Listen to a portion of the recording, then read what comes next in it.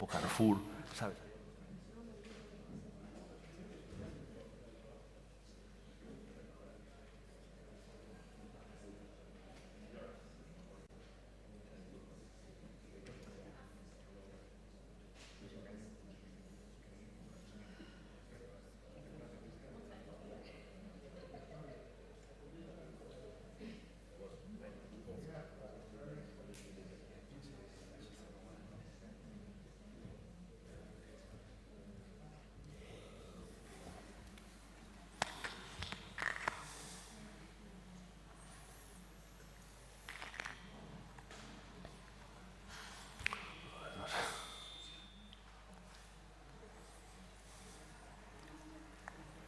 Sí, sí.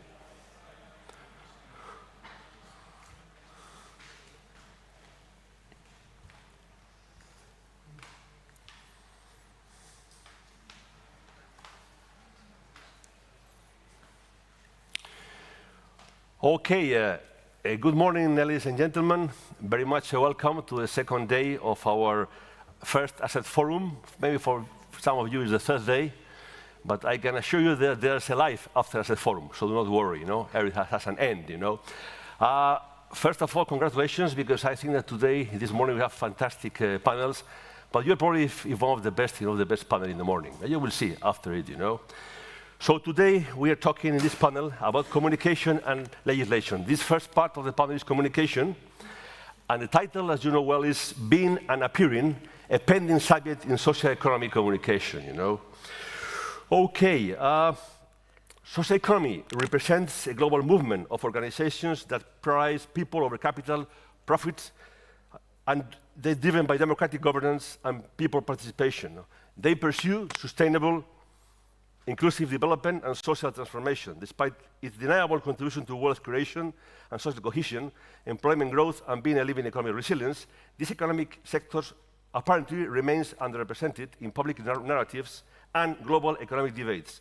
Being far from reaching the level of audience, it should reach the heart and minds of the general public, Just to share with you some key figures that you probably know already, I mean, the social economy has a workforce over 300 million people in the world, and it represents 10% of the workforce and 10% of the GDP, so it's nothing deniable, In the European Union, it's 6.3% of the social economy, involving over 3 million organizations and over 500 billion euro annual GDP, An example is a company so-called Mondragon Corporation, as you probably know, Well, Mondragon is a big industrial conglomerate with many divisions, with an ecosystem of over 80,000 people together working, It's turnover over 11 billion and 70 years sustainably in business, non-stop, Italy has also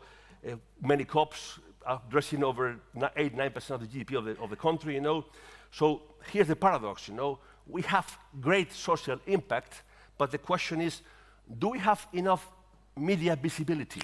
That is the key question we'll address today in this panel, Okay. It seems that capitalistic multinational corporations dominate media interests, and headlines on social economy, companies and actors often remains invisible despite delivering high-impact solutions for addressing social challenges. We distribute economic wealth fairly and just income distribution. We lead job creation in marginalized communities as well as sustainable business practice ahead of current ESG trends. We hold innovative governance models, promoting equality and shared democratic ownerships. And these are all facts, as you know very well, So the reality is that social economy actors are, but we don't always appear. That is the paradox. They excel at delivering impact, but fail to narrate successfully their many success stories, resulting in limited social recognition, light influence in policy making, and maybe poor attraction of the best talent. Okay, so those are our topics today. So in this panel, we'll address a few key issues. We try to make a diagnosis on the visibility of this gap. We try to explore the role of media in shaping economic narratives. We'll try to identify successful communication strategies, and maybe we'll see if we are doing good enough to attract the right talent for the social economy, you know. Okay, and to address these topics, we have a unique panel today with us, a very global panel from many parts of the world, you know. Our first speaker is Rebecca Harvey. She's a Bachelor of Art in English Communication at the University of Liverpool. She has worked in education and communication for over 20 years. And since 2018, she has been executive editor of COP News, a very old but modern approach paper in UK, you know. And he also co-hosts a podcast called COP Women's Voice, which gives platform to hear stories from women, cooperators, and sits on the values and principles of board of the UK COP's Council Innovation Network, you know. Rebecca, thank you so much for being with us today, you know.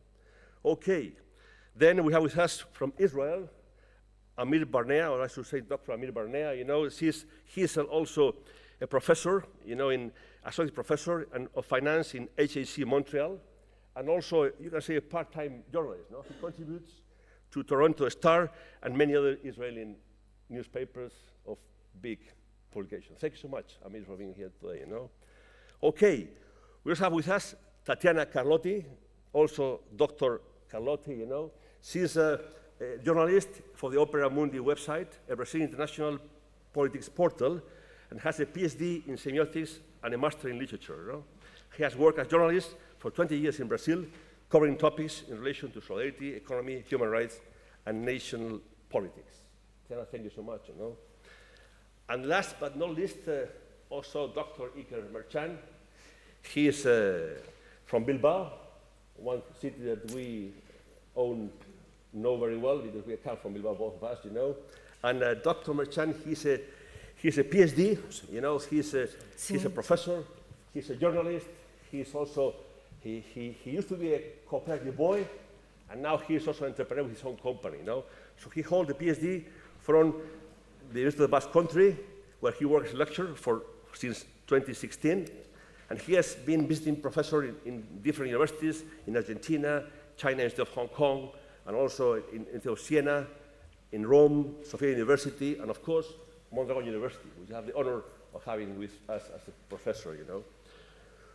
He also has always been an active COP member in Eroski for some years there, working communication, and now he runs his own company, a corporate communication consulting company called Será that has worked for more than 15 years with Mondragon Corporation, helping us in the heavy duty of communication, you know, which it seems we always address the idea that in Mondragon we are good in doing, but we should be much better in talking, you know. That's what we do. That's also a fact, and that's Ike is helping us for that, you know.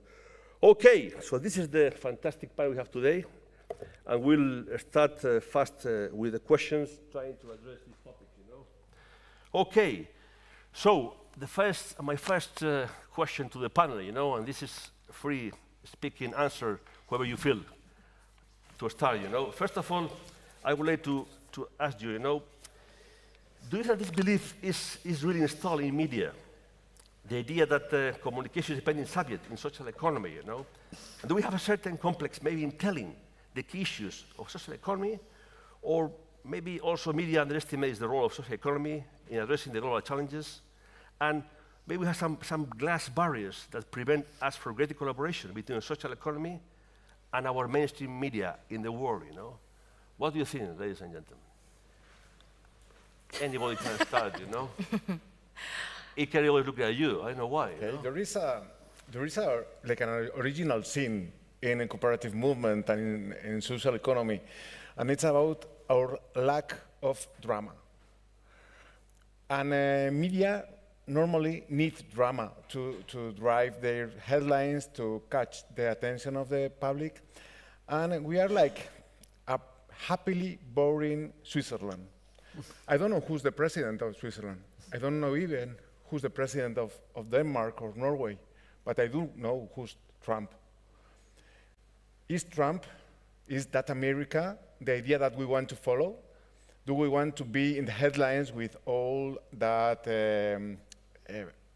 conflict-driven narrative, or do we want to be Danish? So that's one of the key issues, that we are not feeling that communication style in the media, and that's a problem. That's a previous scene that we have to know how to tackle, how to overcome, to create compelling narratives. Absolutely. Anybody can address something more? Yeah, I completely agree. Absolutely.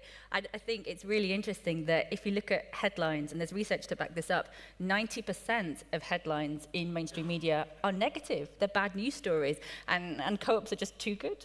They're too good for that story. And there's a really good recent example from the UK, if I'm okay to share that. Our biggest co-op in the UK is called The Co-op. It has its own host of problems. But there was a really good news story a few years ago because they helped develop some technology for compostable carrier bags. And they didn't patent it, so it is now used by retailers throughout the country. It didn't get much traction. But 2 weeks ago, there was a cyber attack on the organization, which meant that they had issue ordering food, so they had empty shelves. Every single news outlet in the entire country jumped on this bad news story because it had that drama, and because people were like, oh, what's going on there then?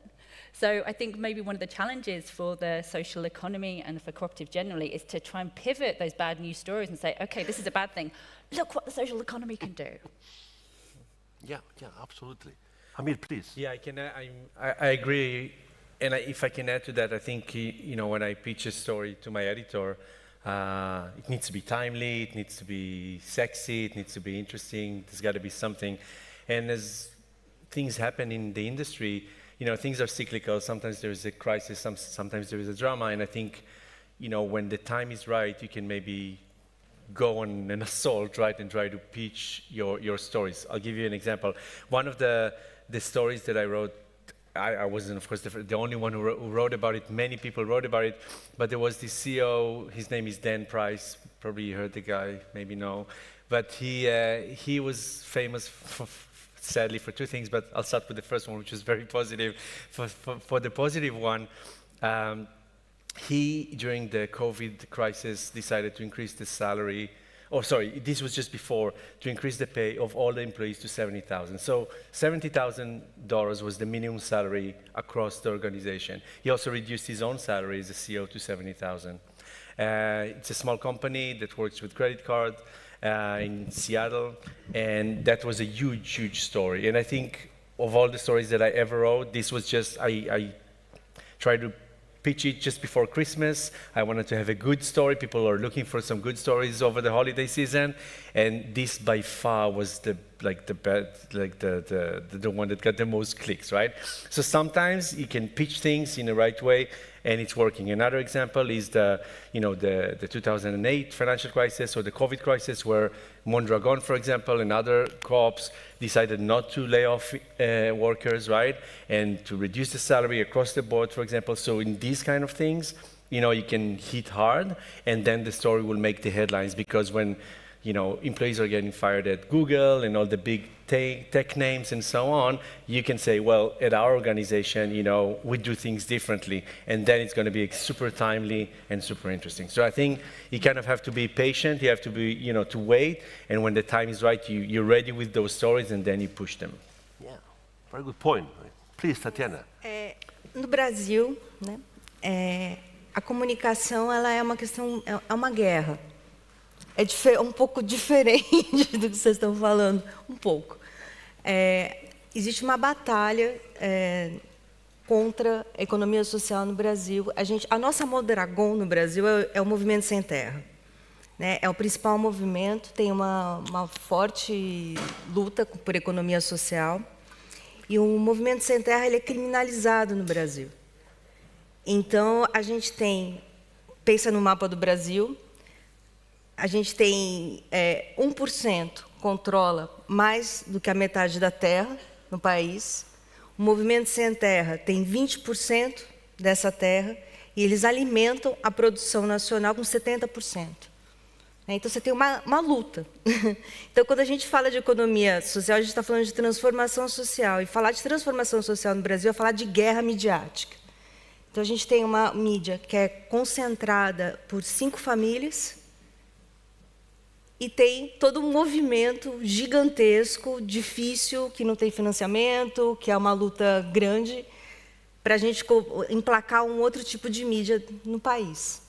Então, para a gente, essa questão ela é muito central. Eu não consigo pensar a discussão de economia social sem pensar uma discussão de transformação da mídia, ou de ter mais espaços, ou ter de um fortalecimento de um outro tipo de uma mídia mais progressista, mais independente. Existe esse movimento desde que começou a internet, a partir do ano 2000, e eu entro um pouco nessa... Eu estou participando um pouco desse movimento a partir daí. E agora, a nossa luta eram as grandes famílias midiáticas, e agora a gente está com uma luta gigante, que são as Big Techs. Que inclusive está com uma luta no parlamento, as grandes empresas elas estão brigando fortemente com a Corte Suprema do Brasil. Então, para a gente é uma guerra, ainda mais para falar com esse tipo de tema de transformação social.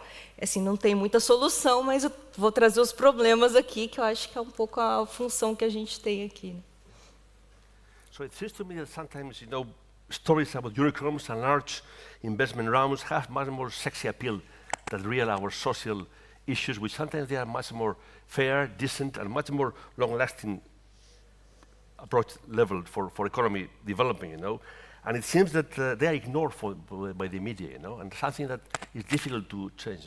What do you think of this point? How do we make our stories more sexy, more appealing to the public? Because I think there's much more from the heart. It should arrive to the heart and mind of the big audience, But it seems our young generation, they are more interested in starting startups and telling them that really addressing the idea they could build a long-lasting company for generations and generations, How do you feel about this particular point? Eu acho que o jornalismo é contar história, Você encanta contando história. E eu acho que as histórias relacionadas à economia social são histórias, belas histórias de superação, de união, de cooperativa. Então, eu acho que a gente tem esse apelo, Então. Okay. Any other point of view, gentlemen? Oh, yes. I think there's a real issue with actually journalists knowing what co-ops are. I mentioned in the UK that everyone thinks that the co-op is the co-op is the co-op because it's a name for a shop, like Spar or Carrefour or anything like that. So it's a real issue, even though there are thousands of other different co-ops. So when journalists hear a story about a co-op or a social enterprise, they just think it's about the shop, nothing else, which is a real problem. But I think part of that problem is the education of journalists and this. But going back slightly further, the actual production of news, so who is writing the news. And again, speaking from the UK example, the majority of news now is from three sources. Firstly, by remote journalists who don't live in the area where the news is happening. Then by AI, which is obviously a whole other issue, and then also social media influencers. And social media has its own issues around media regulation and knowledge as well. But I think that's a really important part of this conversation because research shows that up to about 70 or 80% of young people get their news from TikTok and from Instagram. So who is regulating this news? Who is creating this news? But it's not just a young person issue as well, because around 30 or 40% of older consumers also get their news from social media.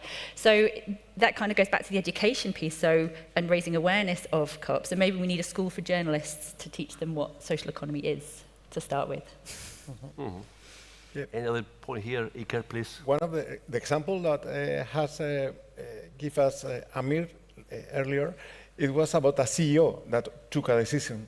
And I think that's one of the problems that we have to manage, that media needs that kind of protagonist. Yes. That kind of characters, that kind of heroes or villains. For example, Elon Musk has been a hero for years, now he's a villain, but he's almost, it's presented like the only person that is working in his companies, like the one that is doing things. We know that that's not true, it's a teamwork, but in our case, in the cooperative case, where there is that teamwork should be acknowledged and should be presented, that needs an effort to show not with just one person that is like a messianic figure, But how can we present that that's not something that one person has decided, but it's something that collectively has chosen to ensure the continuity of that company. And that's not easy to do. And of course, the use of social media, the use of our own media. For example, Mondragon has made a web series to explain itself, and it's called Explore Mondragon, yes. Quite successful. So that kind of examples to take back our possibility to explain ourselves, it must be successful. Yes.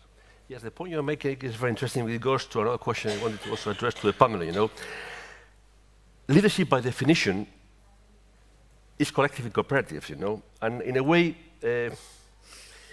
can cooperatives communicate efficiently in the face of capitalistic rock stars, where one person, you know, is the real star, and he plays that role, and he's happy with the role, he communicates as the image of the company, you know, and he has a strong power media, you know, and power penetration in society, especially in young children, young people, you know.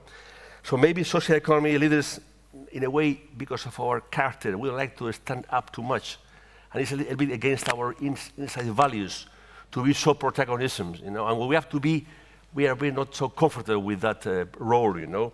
And that's something we have to change, as you're saying very well, or what do you think we can really improve this maybe to some extent weak point in our system, you know? A gente vive no Brasil nesse momento período que existe a questão do empreendedorismo, que na verdade são as plataformas, né? Você tem um processo de uberização, não sei se traduz com facilidade isso daí, que são as plataformas, e as pessoas começam a falar que elas são proprietárias, e na verdade você tem um processo de precarização gigante de trabalho que está acontecendo. Então, a ideologia agora ali é essa do empreendedor. Você não tem patrão, você é sozinho, é individualismo.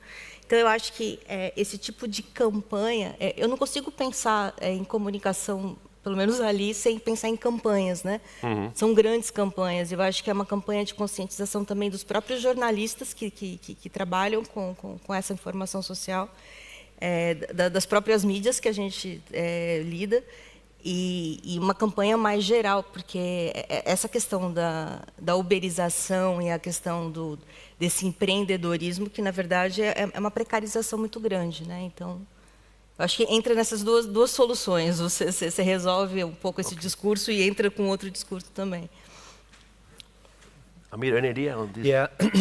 Well, I think what we need to do is to try to identify those cases in which, like, the social economy has leverage, has a great example.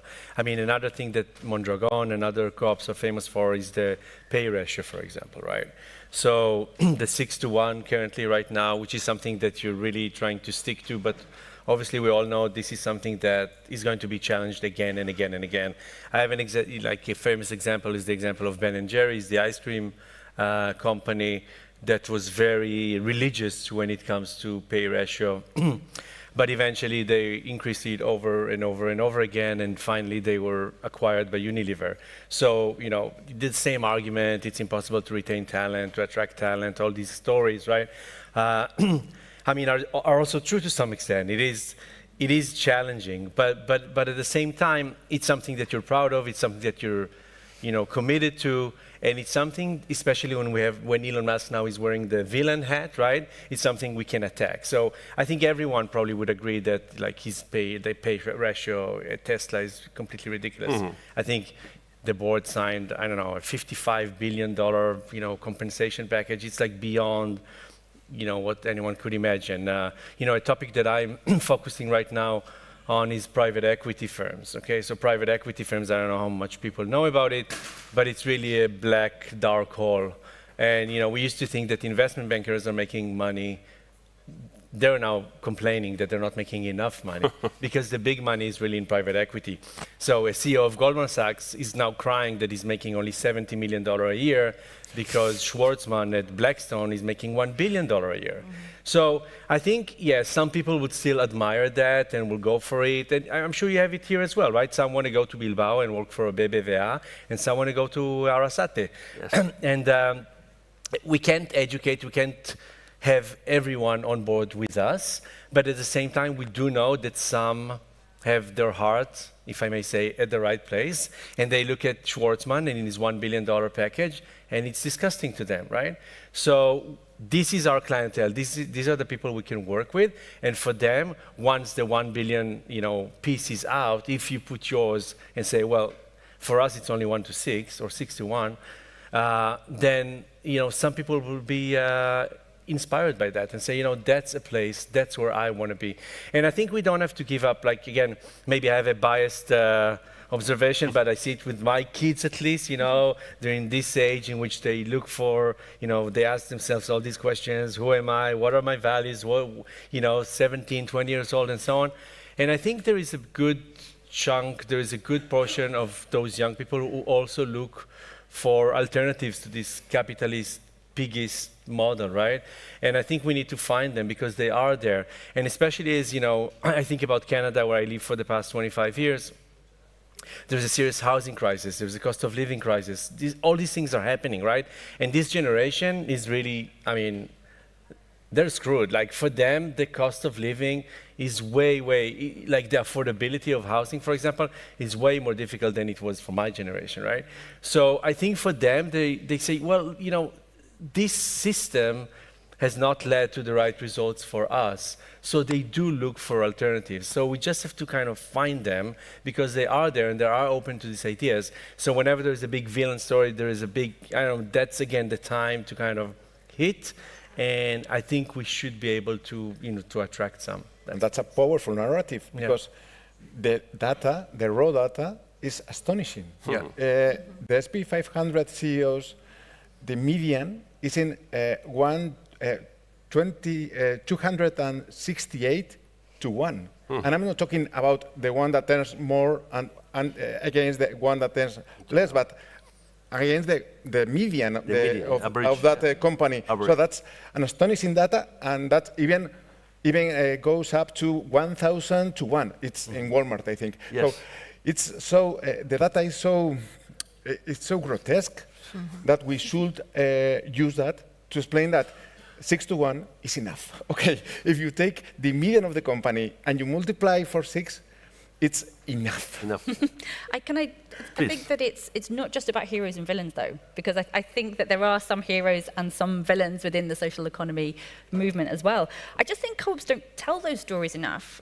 Like you said, they're quite bashful. They're like, oh, I don't want to rock the boat, don't want to go out there. I was having a conversation with someone earlier this week, and they asked me, as a cooperative journalist, which region of the UK is doing best in the IYC at, doing activity? And I said, well, there's a difference between the organizations and the regions that are doing the activity and the organizations and regions that are telling us about the activity. So unless you tell people what you're doing and really prioritize communication, because that's often, a problem within the co-op movement, that communication isn't prioritized. When there are budget cuts, communication is first to go.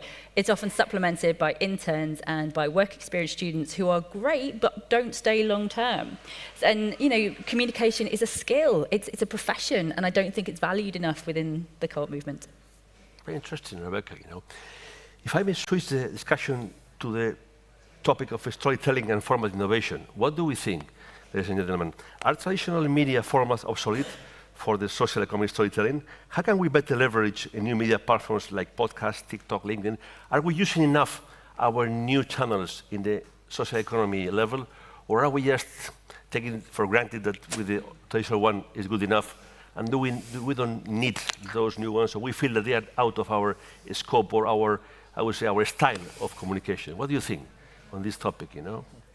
Ike, I know you're an expert on the on the net. We always social can media. do more. It's clear, but it's about what do you want to communicate, and not just which channel are you using to communicate. When you decide to communicate, you will do it in any possible channel.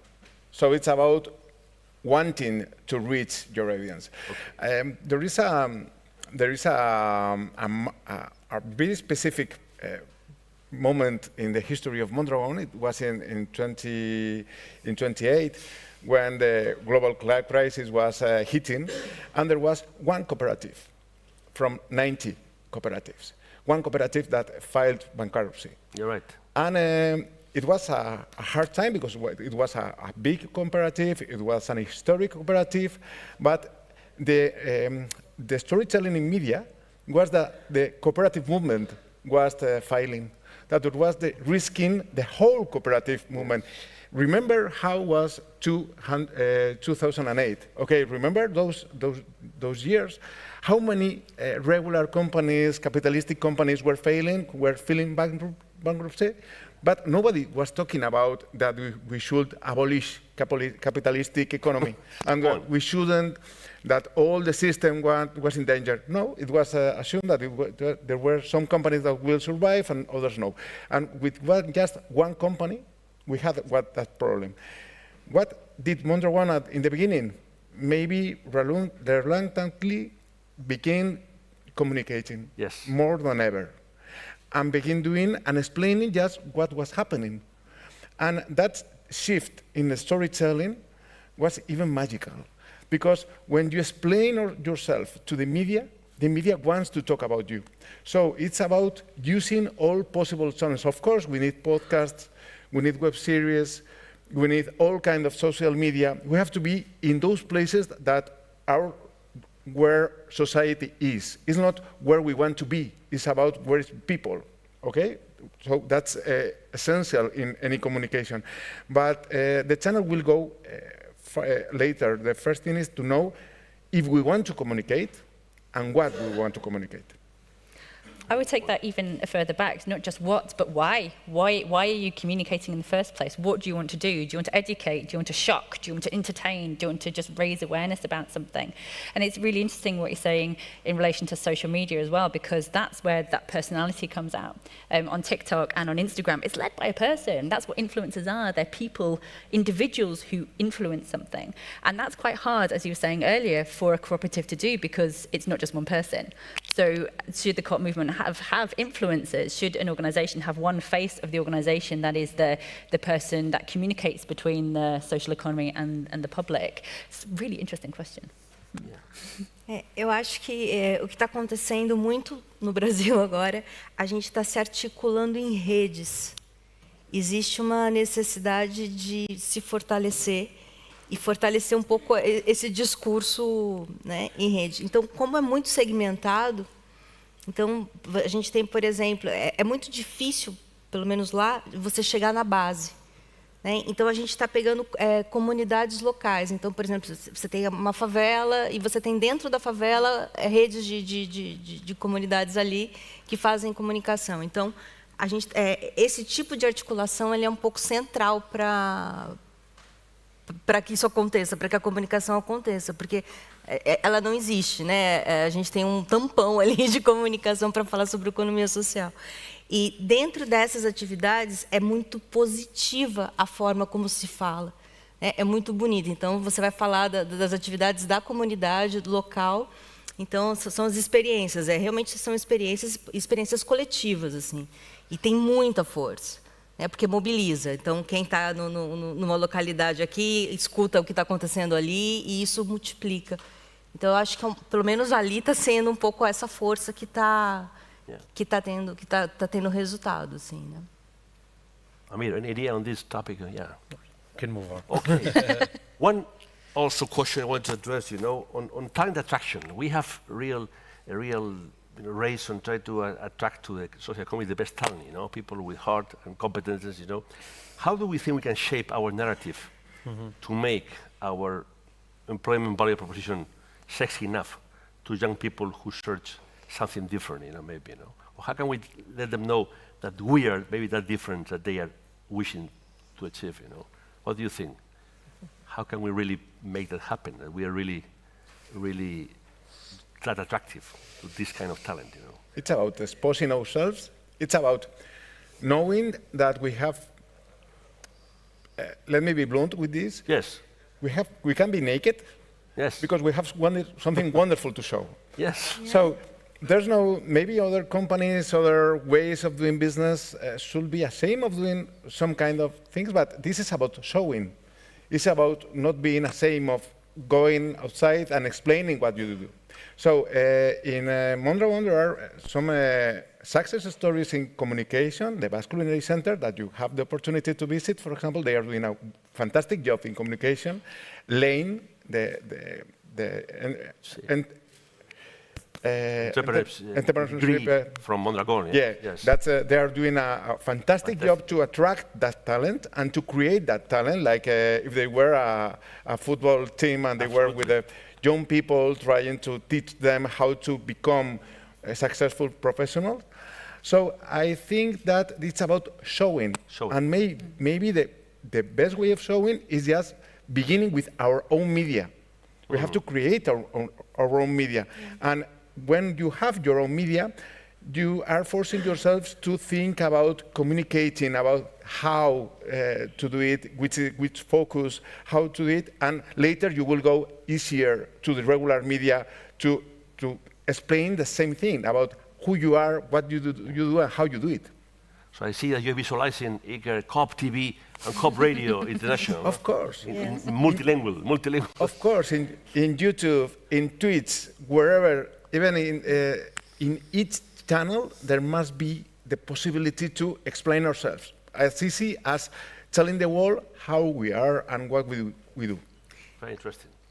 Eu acho que tem uma questão de educar, né? Concordo que é educar, mas também tem uma questão de humor, uma questão de arte, sabe? De usar outros recursos que, em geral, a gente não usa. A gente é muito sério, pelo menos lá do Brasil, a gente é muito sério na hora de falar.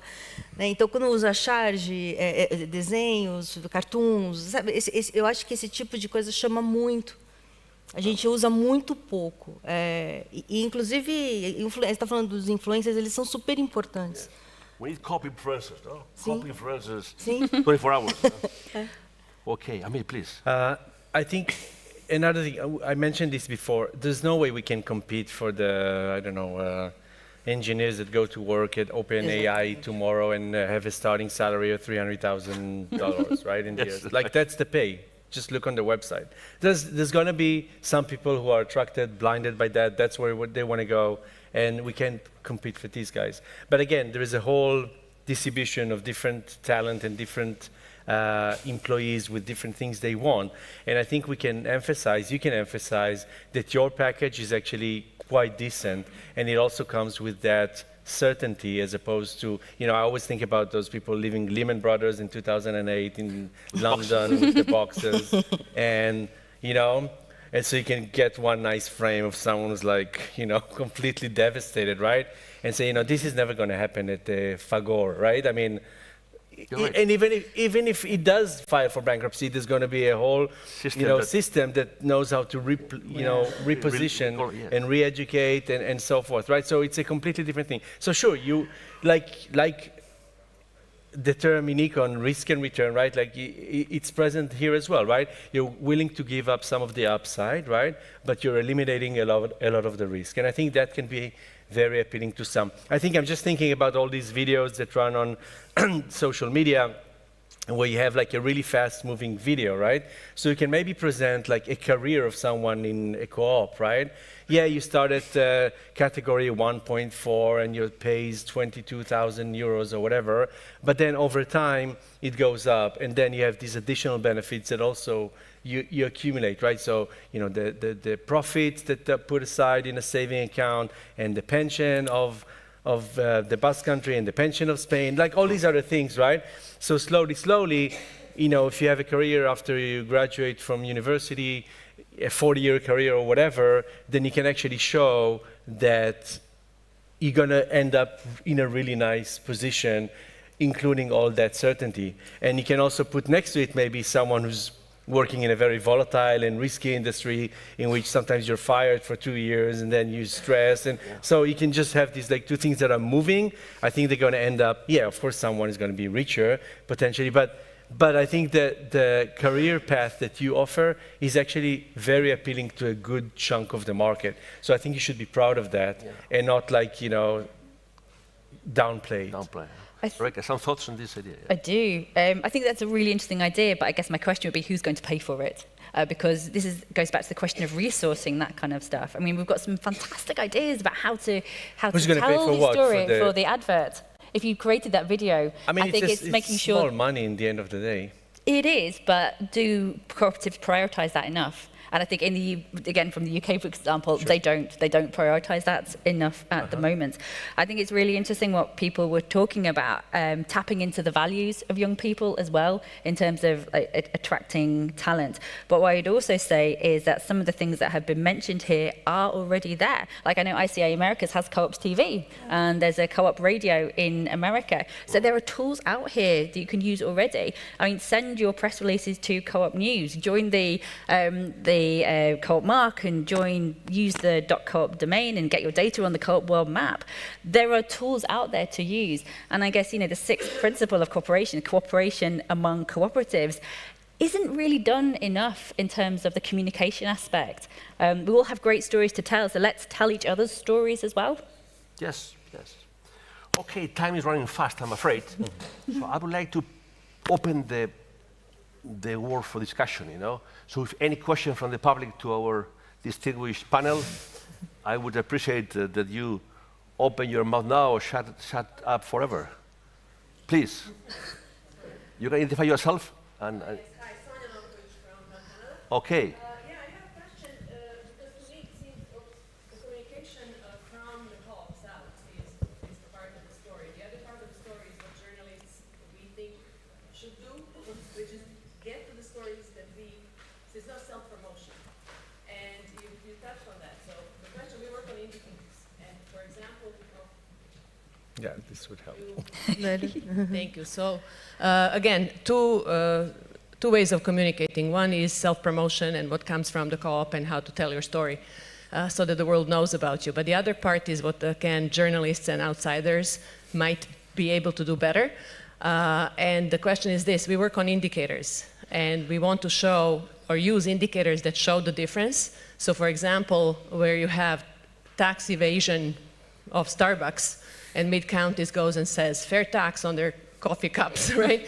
Can you pick up those stories and tell them? The co-op is not going to go around looking for them. So, again, in the indicators that we use, we see the difference in how co-ops do things in multiple areas. So is that a space for journalists to maybe help out? Yes. I think so. It kind of goes back to what we were talking about right at the start about pivoting and having that drama. So if you take a negative story and go, actually look what co-ops are doing instead. And I think that's been quite a thread through this conversation. Don't know what anyone else thinks. Yeah. It's about journalists doing their job properly. Exactly. And as we know, it's not easy to get. Any other questions from the audience? Yes, the gentleman in the back. Hi, thank you. So I wanted to follow on one of the threads that you showed us, which was that media love protagonists, and they love to have some kind of heroes. And I'm wondering, in the world of social media, so there are super spreaders in the networks, right, who are very visible, who are very prominent in spreading their vision. How can we use it to our advantage? I know we are all egalitarian in nature as cooperators, but maybe this is what we should be following, to have some kind of, people of authority, to have cooperative Jordan Peterson who will tell young folks not to go into far right, but to go into co-ops. What do you think? É a questão. Essa é a questão, como fazer isso. Eu acho que é articulação. Não tem como pensar sem pensar em articulação entre essas forças. E eu acho que o que a gente está vivendo é uma... Essa questão das fake news, ela é muito grave, porque ela vai na contramão do argumento. Então, a gente produz argumento, a gente produz fato, a gente produz um tipo de discurso e está sendo destruído esse tipo de discurso. E a gente está enfrentando forças para que isso aconteça que são muito mais poderosas do que qualquer possibilidade de articulação nossa. Então, eu acho que isso entra a governo. Assim, nesse caso, nesse nível de guerra, entra lei, governo, justiça. A gente precisa desse tipo de apoio institucional, isso é fato. Nesse nível, enfim. Mas aí vocês puderem completar, vem comigo, porque é muita coisa, né? E agora, em termos tem educação para fazer. Eu acho que a gente tem uma função de explicar que isso está acontecendo, né? E em termos da economia social, existe uma coisa de serviço, de prestação de serviço. A gente está num momento de desintegração de discurso, de desintegração de verdade, de fato. Isso é muito grave, né? Então. Okay. I think we have time for one more question, if I may. Herman, can I? Oh, please. You want Yeah. If I want to, just because we're almost running out of time, and I want just for a second wear my other hat, which is a university professor. Sure. And we didn't have time so far to talk about the role of universities and higher education in all of this, but I think it's huge. Please. So again, I think you can be active, you can be proactive in your approach, also towards educators which are out there, because I think many of them are not aware of the things that are happening here. This year, I'm on sabbatical. I'm at Este. Este is a nice business school in Barcelona, and their slogan is "Do good, do better." It's like all over the place. So basically, they educate, cohorts, and those students see this slogan every single day. But no offense, but when I mentioned the Mondragon story, because I visited and I was so excited. Very, very few, if any, knew about it, and it's only in Barcelona. Right. It's not that far. So I think you should try to go to those campuses. You should try to meet those econ professors. You should try to tell them, look, we have an organization that is running for 7 years, and we have an amazing archive, and we have data, and you can do research, maybe, using this data. So once you have now asset, that's an asset, right? That's a treasure maybe for some faculty who are looking for data to do innovative research, right? So once you have that in place and you go out to them, I mean, what I've learned in life is that you gotta be proactive, right? Because you gotta go and spread the rumor and approach people, because people on average are gonna be lazy, and it's the same with journalists as well. Once you feed them a nice story, they were like, oh, that's actually nice, this is my worth. But they're not gonna, they sit with their phone and their social media as well, and you gotta go, seek them, push them. So I think educators, both through the avenue of research, but also through just like classes in education. At HEC, where I teach in Montreal, we have a class about degrowth. Degrowth, yeah. In a business school. Think about it. It's like, what? A business school preaching for degrowth. Opposite mindset. It's a contradiction. But no, the school allows that because there was one person who was really passionate about it and he was willing to do that. So I think you got to find those people who have their heart, open to these ideas, because they are there, but they're not necessarily aware of the fact. So, okay. Any final question, ladies and gentlemen? Yes. Can I just make one quick takeaway? My name's Hugh Marshall. I'm from Talking Wales. So we're a cooperative, a public interest news platform working across multi-platforms, radio, social media. And I agree with everything that people have said. But I think we need to realise there are a lot of news organisations now that are cooperatives, and we're not talking enough about being a cooperative and talking about the movement. But I think as a takeaway, I think setting up a global co-op radio station, why not? We can do it. We'll set it up. I'll see you after. Okay. I'm afraid we have no time for more questions, but I would like us to ask the panel the last effort, As your hard journalist, could you produce a headline, a shocking headline that summarizes this panel? Any of you or some of you or more? A real headline that we start this new aggressive social economy. So I've got a nice headline. It's not too dramatic, but if it was in English, I would have a play on the word asset. We were talking about it just before, because in English, asset is activo. Activo. You're right. So it's something that is really valuable and useful. So I would have an asset for society, the social economy as a blueprint for a better world. Wow. That would be my headline. Anything else from your creativity? Iker, what do you think? Not creative at all, but we have to, there's an imperative of doing it. We need to communicate more. We need to go to the places, to those super spreaders, to those universities where people must know about this way of doing things, because there is another way of doing things. Maybe it's happily boring, but it's happy, and it's working, and it's worked for decades, and it will continue working, and it should work for more people. Yes. So we It's our duty to spread it. Absolutely. É difundir a palavra, e eu acho que tem uma questão de educar. Tem uma questão de educar os próprios jornalistas que vão tocar isso para frente. Eu acho que isso é importante. E estimular nesse sentido, sabe? Okay. Com bom humor. A gente não pode esquecer o bom humor, não ter esse peso muito sério que isso destrói. Okay. Any final remarks? Okay. So thank you very much, our panel, for coming here to address with your ideas, always inspiring and nurturing our brains and minds. And thank you very much to the distinguished audience as well to be here today and to be able to listen to all these ideas. Thank you so much and enjoy the rest of the day. Thank you very much.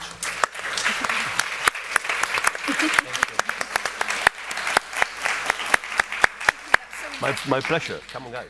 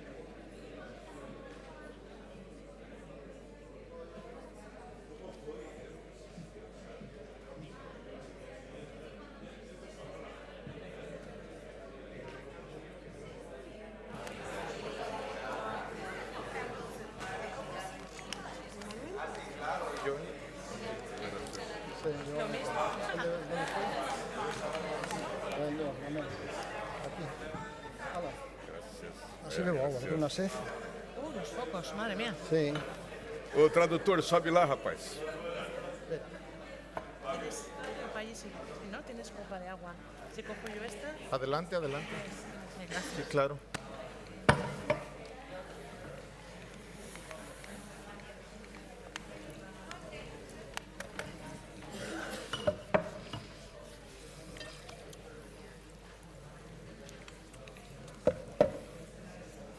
Para México. Gracias. Y esto es incomodísimo. Gracias, Brasil. Oye, sí. Sí. Pues nada, estamos en abierto. Gracias. ¿Y cómo está la selección mexicana? Bien, muy bien. La brasileña no tanto. Bueno, pues ¿estamos? Sí. Sí. Pues muy buenos días a todos y a todas. Les doy la bienvenida a esta mesa de legislación cooperativa en el mundo. Yo quisiera empezar un poco el marco de esta ponencia señalando la relevancia y la dimensión que la economía social ha ido ganando en las últimas décadas y que la ha hecho posicionarse como un modelo empresarial equitativo y sostenible.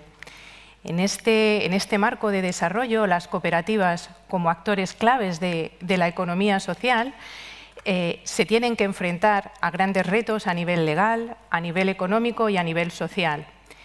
Por ello, creo que es esencial que existan tanto un reconocimiento legal como marcos jurídicos apropiados para el desarrollo tanto a nivel general como a nivel específico, adaptado a cada tipología de cooperativas, que sirvan para reconocer y dar visibilidad y de impulso para seguir avanzando a este modelo cooperativo. Además, creo que es un elemento esencial para el desarrollo de políticas públicas, que yo creo que deben recoger la especificidad tanto de las cooperativas en sí como de sus principios orientadores, para que puedan ser reconocidos como agentes sociales legitimados.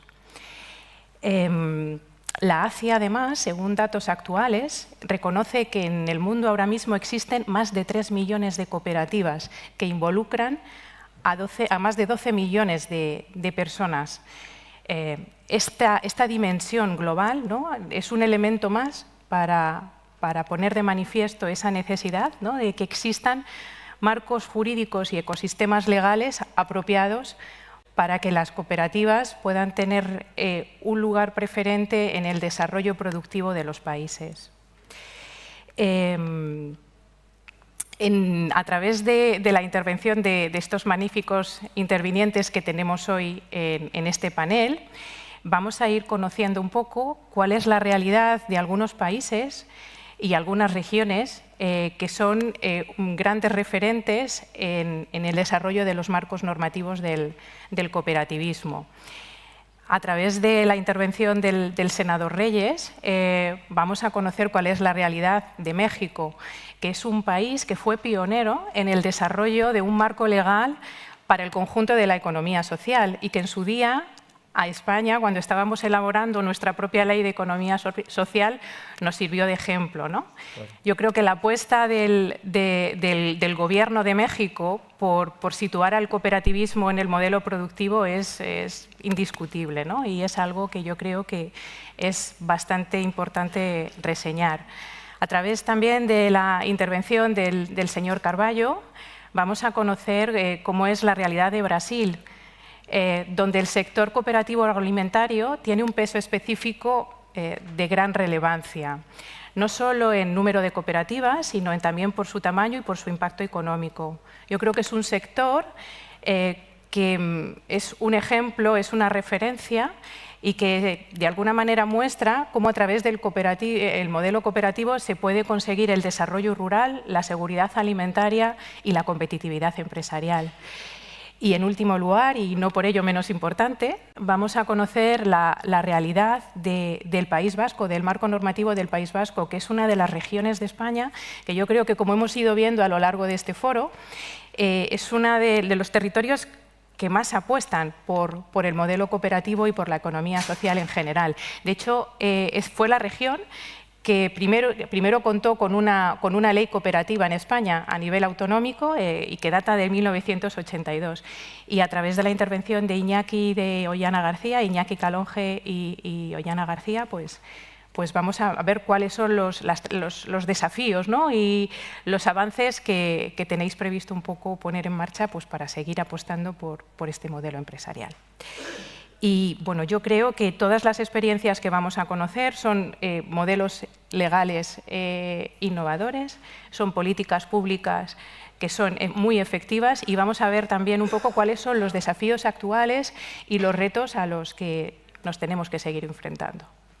¿Vale? Y sin más dilación, pues voy a dar paso en primer lugar a Iñaki Calonge y me voy a permitir el lujo de hacerte 3 preguntas, ¿vale? Para ver un poco qué pautas, qué respuesta nos puedes dar. Yo, en primer lugar, quería plantearte qué elementos del marco legal de las cooperativas aquí en Euskadi destacarías y cuáles crees que facilitan más su desarrollo. Eso en primer lugar. En segundo lugar, qué otras medidas y qué otros apoyos, pues incentivos fiscales, financiación o cualquier otro aspecto que tú crees que el Gobierno de Euskadi está poniendo en marcha y que son de gran valor para complementar ese marco normativo, ¿no? Y por último, ¿qué reformas legales van a ser necesarias para que las cooperativas puedan enfrentar sus retos y desafíos actuales, ¿no? Pues como puede ser la digitalización o cualquier otro aspecto, cualquier otro elemento. Bueno, muchas gracias por la invitación a este foro, en el que igual, en vez de yo, tenía que haber, veo entre los ponentes, gente con mucho más experiencia y con mucha más trayectoria en el ámbito. Yo os voy a decir que yo provengo de la administración consultiva, que los últimos 12 años he estado siendo miembro del Consejo Vasco, la Comisión Vasca Jurídica Asesora, que es un equivalente al Consejo de Estado a nivel autonómico. Entonces, mi análisis siempre legal ha sido enfocado desde un punto de vista constitucional y un contraste de legalidad de las normas que hemos estudiado. Tuve a bien ser ponente de la modificación de la Ley de Cooperativas, de la del 2019, en las que la analizamos profundamente. Fue una ley entera, aunque diríamos que también recopilaba. Quería hacer un papel refundidor, aunque tuvo sus problemas esa interpretación de la refundición en sí mismo, pero refundía en un nuevo texto lo que ya existía, lo que ya provenía desde el 2000 y luego también introdujo nuevas novedades.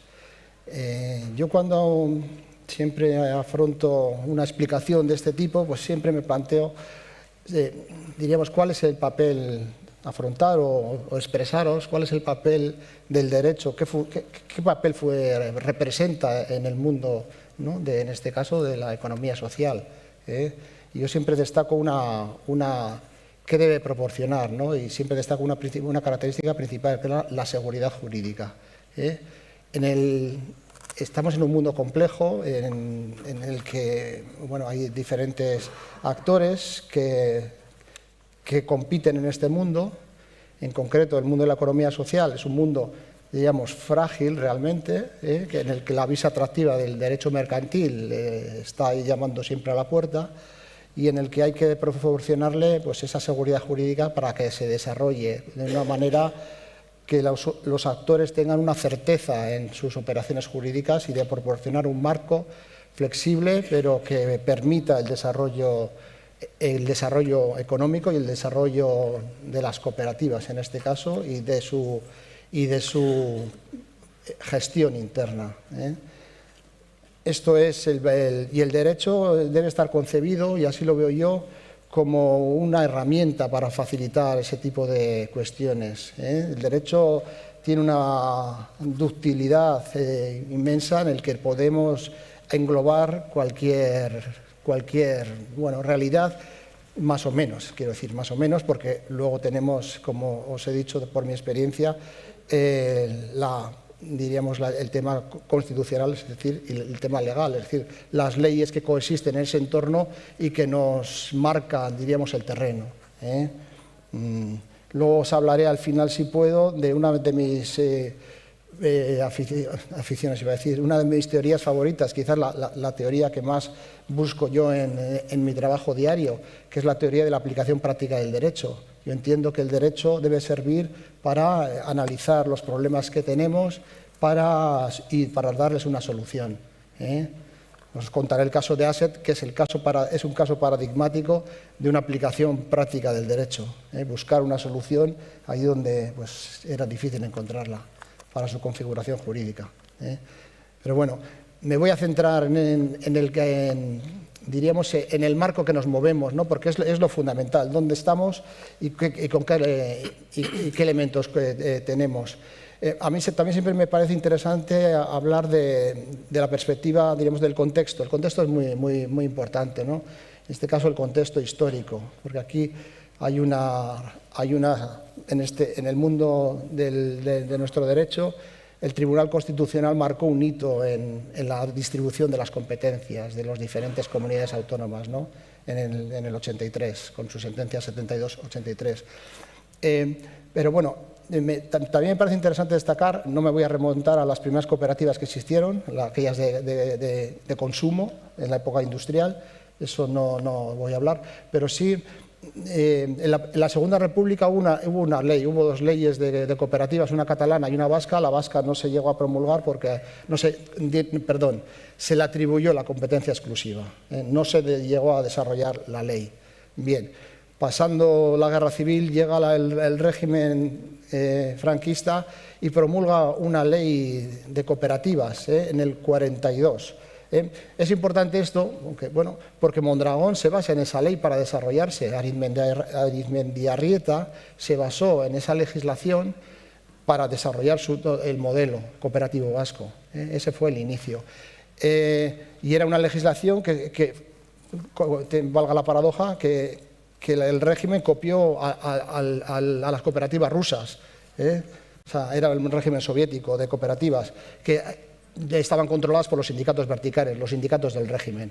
Bueno, esto, al final del régimen, en el 74, se promulgó otra norma. Pero bueno, ya llegó a la democracia y bueno, ya es con la democracia cuando la Constitución establece directamente que se deberá regular las cooperativas, deberán ser objeto de un tratamiento especial en la ley, a través de los instrumentos correspondientes. O sea que las administraciones públicas les encomienda la labor de regular las cooperativas, estableciéndoles un trato especial en base a todas sus características. Posteriormente, hay un dato curioso porque el Estado no se reservó la competencia exclusiva sobre la materia.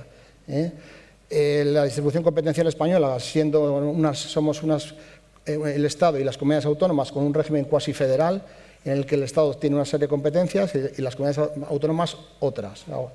Bueno, más o menos, por decirlo en general y por no extenderme. En este caso, el Estado no estableció esa competencia. Fue el Estatuto de Autonomía, nuestro Estatuto de Autonomía del País Vasco del 79, que es una ley orgánica, que estableció la competencia exclusiva de la Comunidad Autónoma del País Vasco en la materia. Siendo así, siempre con respeto a la legislación mercantil, decía ahí una coletilla. Esto, que fue la primera ley, como has dicho, de la democracia, que se promulgó. Pero bueno, fue objeto de recurso de inconstitucionalidad. El abogado del Estado reclamaba que no tenía competencias el Parlamento vasco porque esa ley era una ley mercantil. Entonces ahí estamos en el eterno conflicto sobre si era legislación mercantil o no. Pues el Tribunal Constitucional en sí mismo no entró, dijo, más allá de cuestiones teóricas, hay reconocido una competencia en un Estatuto de Autonomía con una sustantividad propia de la materia y para el ejercicio de esa competencia le corresponde establecer una ley. Y ahí se quedó, más o menos. Es decir, se reconoció que había una sustantividad propia de la legislación cooperativa, más allá de su consideración o no como un derecho mercantil especial. Se quedó ahí. Sí dijo que debería, ese respeto al derecho mercantil, lo interpretó en el sentido de que se aplicará el derecho mercantil cuando la propia ley de cooperativa llame al derecho mercantil o cuando aplique sus instituciones. Es decir, que podríamos no aplicar ninguna y estar bien. Hubo un conflicto que fue el tema del domicilio, que ese sí no fue declarado constitucional, porque circunscribió la competencia de nuestra comunidad autónoma a la actividad principal de la empresa. El domicilio, al principio decía la norma que si la cooperativa se constituía en la comunidad autónoma, se le aplicaba la ley de cooperativas, independientemente de dónde se desarrollara su actividad. Pero bueno, el Tribunal Constitucional vino a matizar esto diciendo que solo se aplicará cuando la actividad principal se desarrolle en el País Vasco. Y las actividades accesorias, mercantiles, esas pueden desarrollarse, pero siempre que la actividad principal se desarrolle en el País Vasco. Aquí el caso, pues una cooperativa con sede en Euskadi, que tiene otra sede, una delegación, pues se le aplicaría a ambas la ley de cooperativas. Cooperativas como Eroski, que tiene actividad principal en muchas comunidades autónomas, se les aplica ya la legislación del Estado. Diríamos, más o menos, eso podría ser. Bueno, esta ley, al final, posteriormente ha sido modificada, fue modificada en el 93, que, bueno, yo creo que luego nos explicará Ollana. En el sentido práctico. Sí. Posteriormente duró 17 años y duró hasta el 2000. Y luego, finalmente, en el 2019 se ha reformado de nuevo esta norma. El Estado, por su parte, en principio, publicó una ley de cooperativas en el 89. Quiero decir, pero esa ley estaba. Al principio el Estado pensaba en un sistema de cinco comunidades autónomas con competencias exclusivas y en el resto que se aplicara la legislación comunitaria común.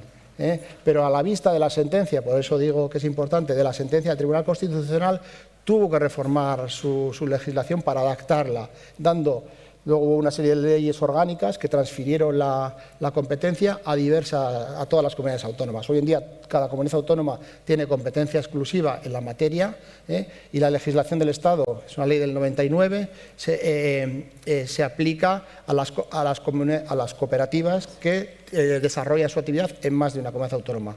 Bueno, y en Ceuta y Melilla, que al no ser comunidad autónoma, se les aplica la legislación general. Bien.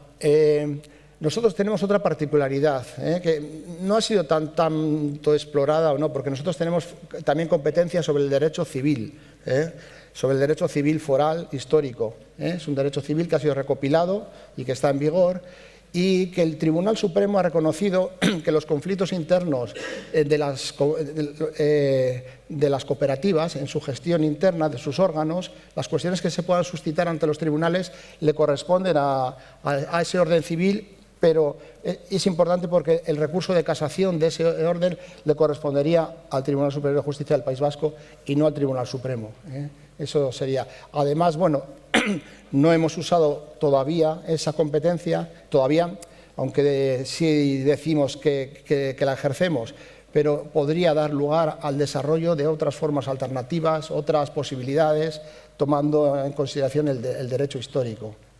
Los trabajos comunales, los montes en mano común, parzonerías, ese tipo de cuestiones que han sido, de organizaciones más o menos que han existido, bueno, pues podrían dar lugar a su utilización. Eso era, es que los abogados cuando empezamos a hablar no callamos, es el problema. A ver si voy más rápido. Tranquilo, no hay problema de tiempo. No, vale.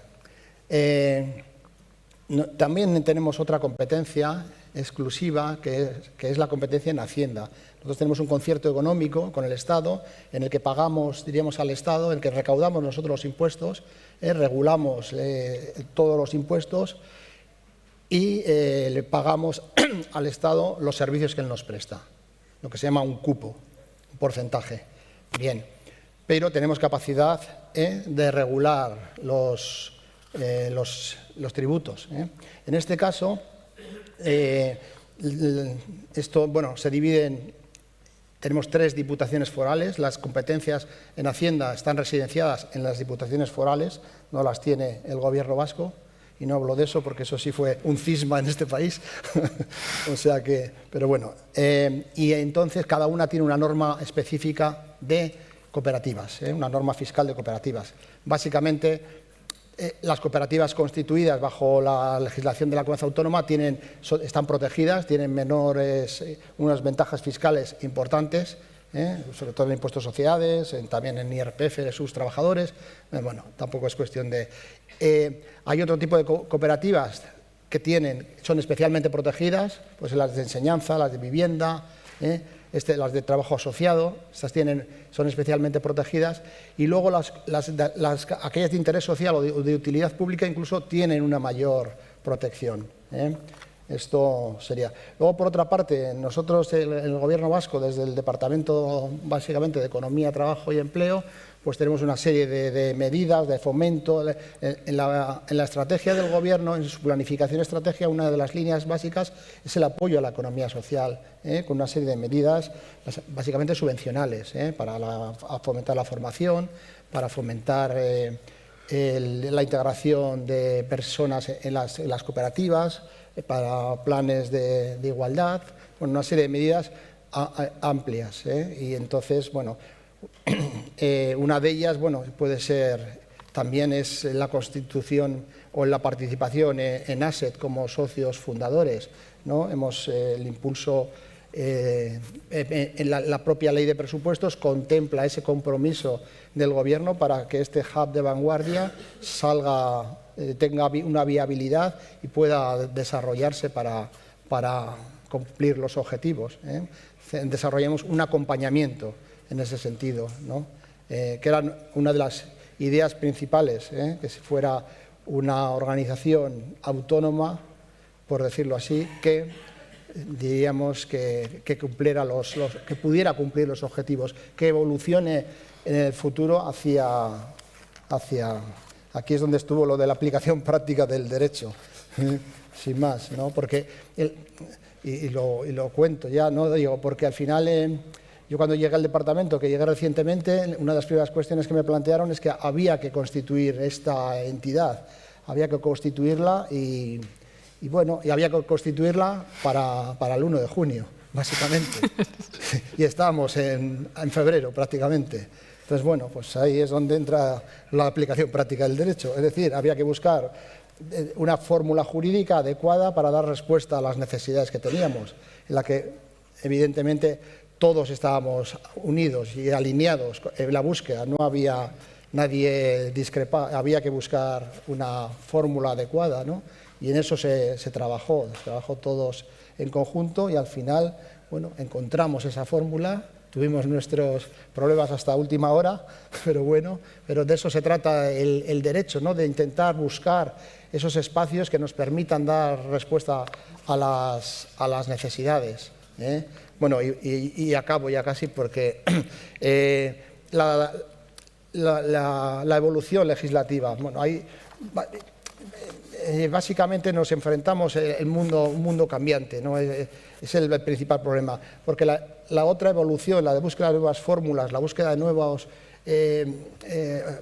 maneras o organizaciones que se desarrollen en el mundo cooperativo o de la economía social, pues dependerá un poco de la voluntad de las partes, diríamos, de los agentes sociales, de que el programa de gobierno esté alineado con ellos, pero más me preocupan a mí las reformas que nos vienen, diríamos, impuestas por cambio climático, por el tema de la inestabilidad mundial, ¿no? Ese tipo de cuestiones. Y ahí, bueno, pues siempre se está dando respuesta, ¿no? A ese tipo de cuestiones. El tema del COVID propició una reforma de la ley, ¿no? Porque hasta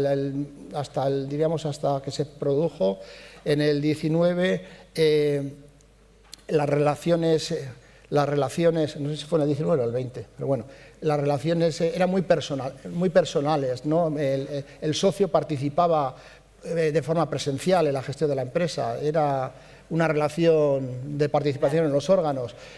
Entonces, bueno, pues se trajo, ahí sí se trajo la legislación mercantil, ¿no? Todo la posibilidad de que los órganos de gestión puedan ser ejercidos de forma telemática, Perfecto. Ese tipo de cuestiones, ¿no? Y luego también en el tema de la ADANA y otros, bueno, ahí también en el COVID, eso ya fue el Estado, el tema del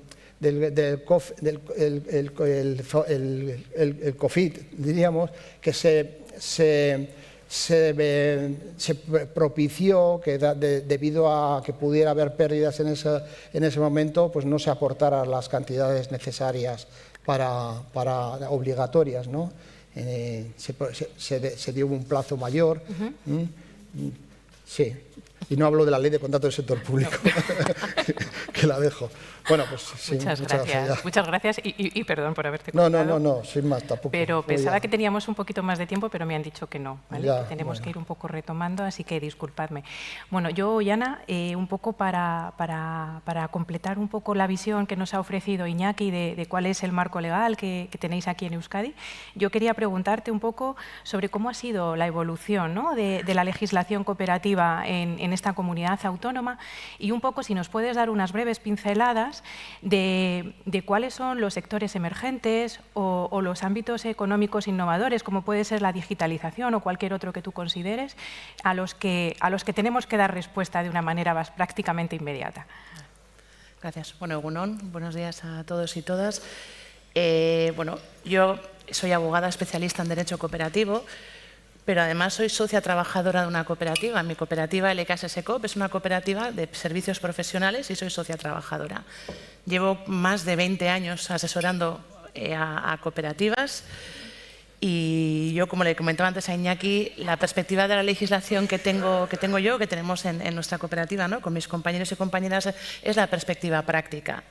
En mi carrera profesional no voy a hablar de la ley del 82, no me tocó aplicarla, luego no os puedo hablar mucho más de aquella ley, no me tocó hacer una aplicación práctica, pero sí ya cuando me incorporé y empezamos a trabajar con la ley del año 93. Como bien ha explicado Iñaki, toda esa evolución legislativa fue una ley pionera, incluso después de ser posterior a la del 82, fue pionera además una ley que ha servido de base, no solo en conceptos y forma de regular, sino también incluso de forma sistemática para las posteriores leyes autonómicas que han venido, incluso para la propia ley estatal del año 99, ¿no?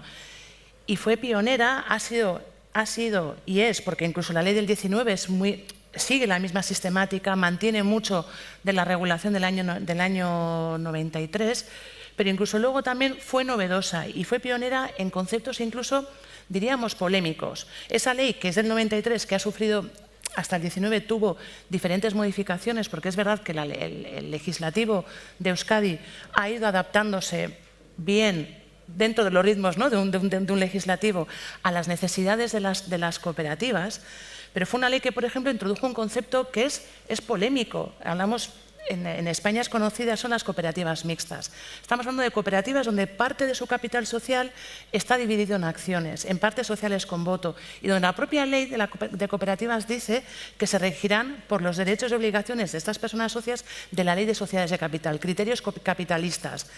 Es polémico, es contradictorio, ¿no? Y más hablando de economía social, sí, pero en un porcentaje minoritario de votos. Entonces, este precepto que fue novedoso en la ley de Euskadi, que no sé deciros ahora cuándo se introdujo en la ley, es un precepto que luego lo ha llevado la ley estatal, se ha llevado a la ley gallega, se ha llevado a la ley navarra de cooperativas y que ha permitido en Euskadi, tenemos experiencias muy exitosas de cooperativas mixtas impulsadas por otros agentes o entidades cooperativas para promover nuevas iniciativas, nuevos negocios cooperativos. Ayer estuve en la sala de la ponencia de cuidados, habló una cooperativa que es de Mondragón y decía, ellos son mixta, decían que ellas, si no hubieran tenido ese acompañamiento de diferentes agentes con esa figura del socio accionista, donde al final la función es poner dinero para financiar la actividad, no hubieran podido emprender, ser ahora una cooperativa de 1000 y pico personas. ¿Vale? Entonces, Eso es también lo que nos ha dado la legislación vasca, la legislación de la ley del 93. Pero además luego ha estado expuesta a retos. A retos y modificaciones ha tenido muchas, pero yo recuerdo en mi vida, en mi experiencia profesional fue un reto y fue un hito cuando, por consecuencia de las normas contables internacionales, las cooperativas nos dijeron que como las personas socias cuando causábamos baja, el capital había que devolverlo, había esa obligación de devolver el capital, de reembolsar, eso no era un fondo propio. Hablo un poco técnico, ¿vale? Un fondo propio, no era un recurso propio, eso es un pasivo. Imaginaros eso en un balance de una cooperativa. Por ejemplo, el tamaño de una cooperativa de Mondragón de 2.500 personas, el impacto que tiene en su imagen financiera. Eso fue un reto. La ley de cooperativas se adaptó, tuvo que regular las opciones del reembolso, si el capital puede ser reembolsable o no, no voy a entrar ahora en ello, ¿no? Pero fue un reto. Y fue un reto también para las propias cooperativas. El confort que había que dar a las personas socias de cooperativas grandes e incluso de pequeñas, donde tenían ahí su capital. Nosotros las cooperativas, muchas de trabajo asociado, capitalizamos los retornos, ¿no? Tienes ahí, sujeto a riesgo, por supuesto, ¿no? Pero fue un reto, es decir, y hay que darles confort. Y hay la ley de cooperativas también, que luego comentaré, que yo creo que es una característica muy importante, es que es flexible, es segura y es flexible. Hemos podido introducir en nuestras normativas internas regulaciones en estatutos sociales para dar un confort a las personas socias, para decirles, te puedo rehusar el reembolsarte el capital, no te lo voy a reembolsar, pero si lo hago tengo unos condicionantes, ¿no? Una práctica que yo entiendo que es buena práctica. También ha tenido otros retos, y antes se ha comentado en la mesa anterior el concurso de acreedores de una cooperativa emblemática aquí en Euskadi, ¿vale? Eso también planteó retos y eso me lleva a la ley del 2019. El texto de la ley del 93 no era nada claro o dejaba abierto a interpretación si la responsabilidad de las personas socias estaba limitada o no. En una sociedad de capital está claro, todas las personas socias responden por el importe de su capital.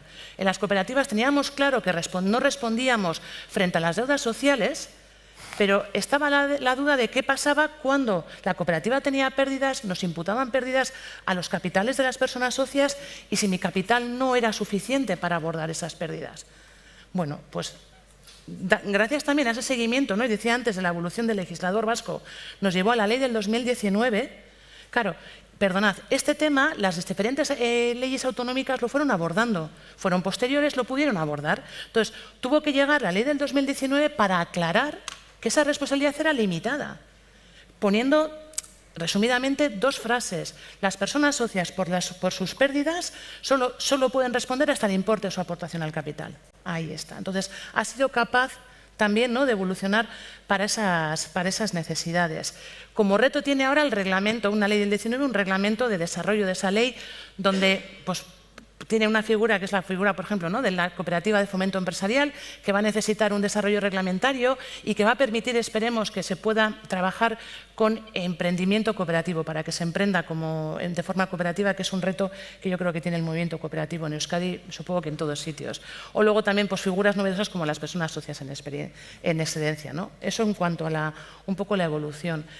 ¿Qué retos tenemos? O sea, yo entiendo que la legislación, os decía, ¿no?, la legislación de Euskadi, la ley del 2019, nos da un marco jurídico seguro y nos dio la del 93 para que se haya podido constituir y se haya podido trabajar desde un punto de vista de la aplicación práctica del derecho con cooperativas, como tenemos en Euskadi, de volúmenes muy importantes. Eso nos ha dado.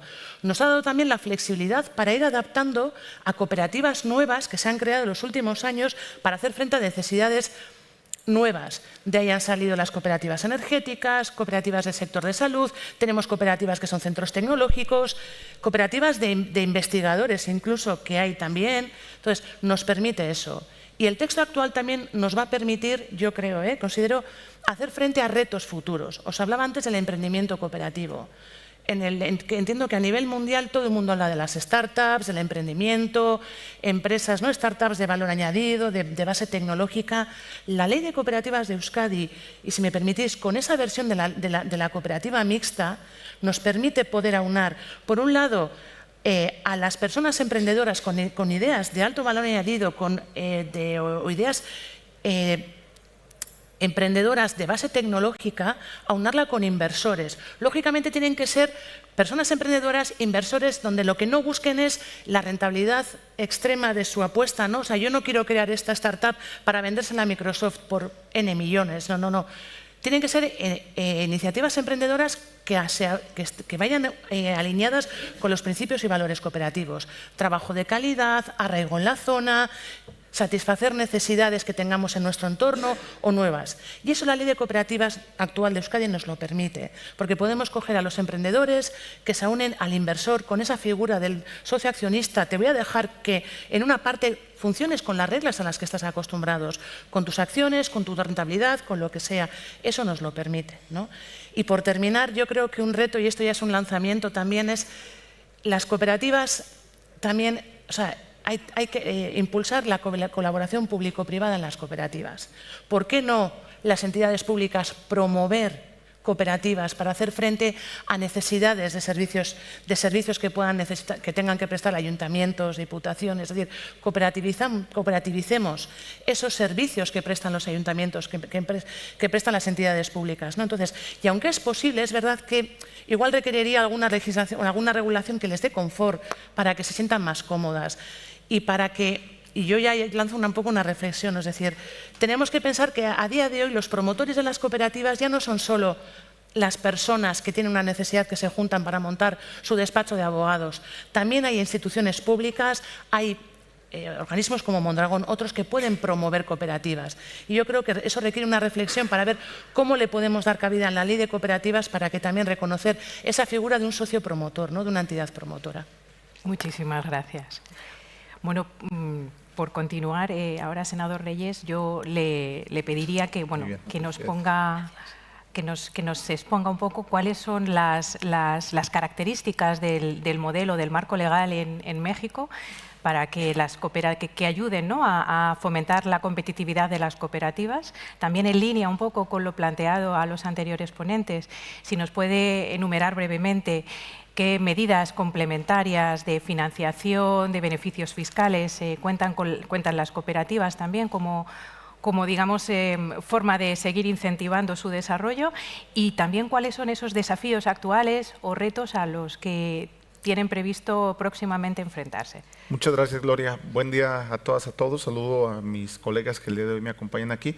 Miren, es importantísimo reconocer los esfuerzos que el día de hoy desde el gobierno mexicano, de la mano de las sociedades cooperativas, principalmente las de ahorro y crédito, que en México han tenido una destacada labor, pues se empieza a visibilizar una nueva etapa en este nuevo esquema y en este nuevo modelo, y sobre todo en la implementación de recientes reformas que han sido empujadas por la presidenta de México, la doctora Claudia Sheinbaum.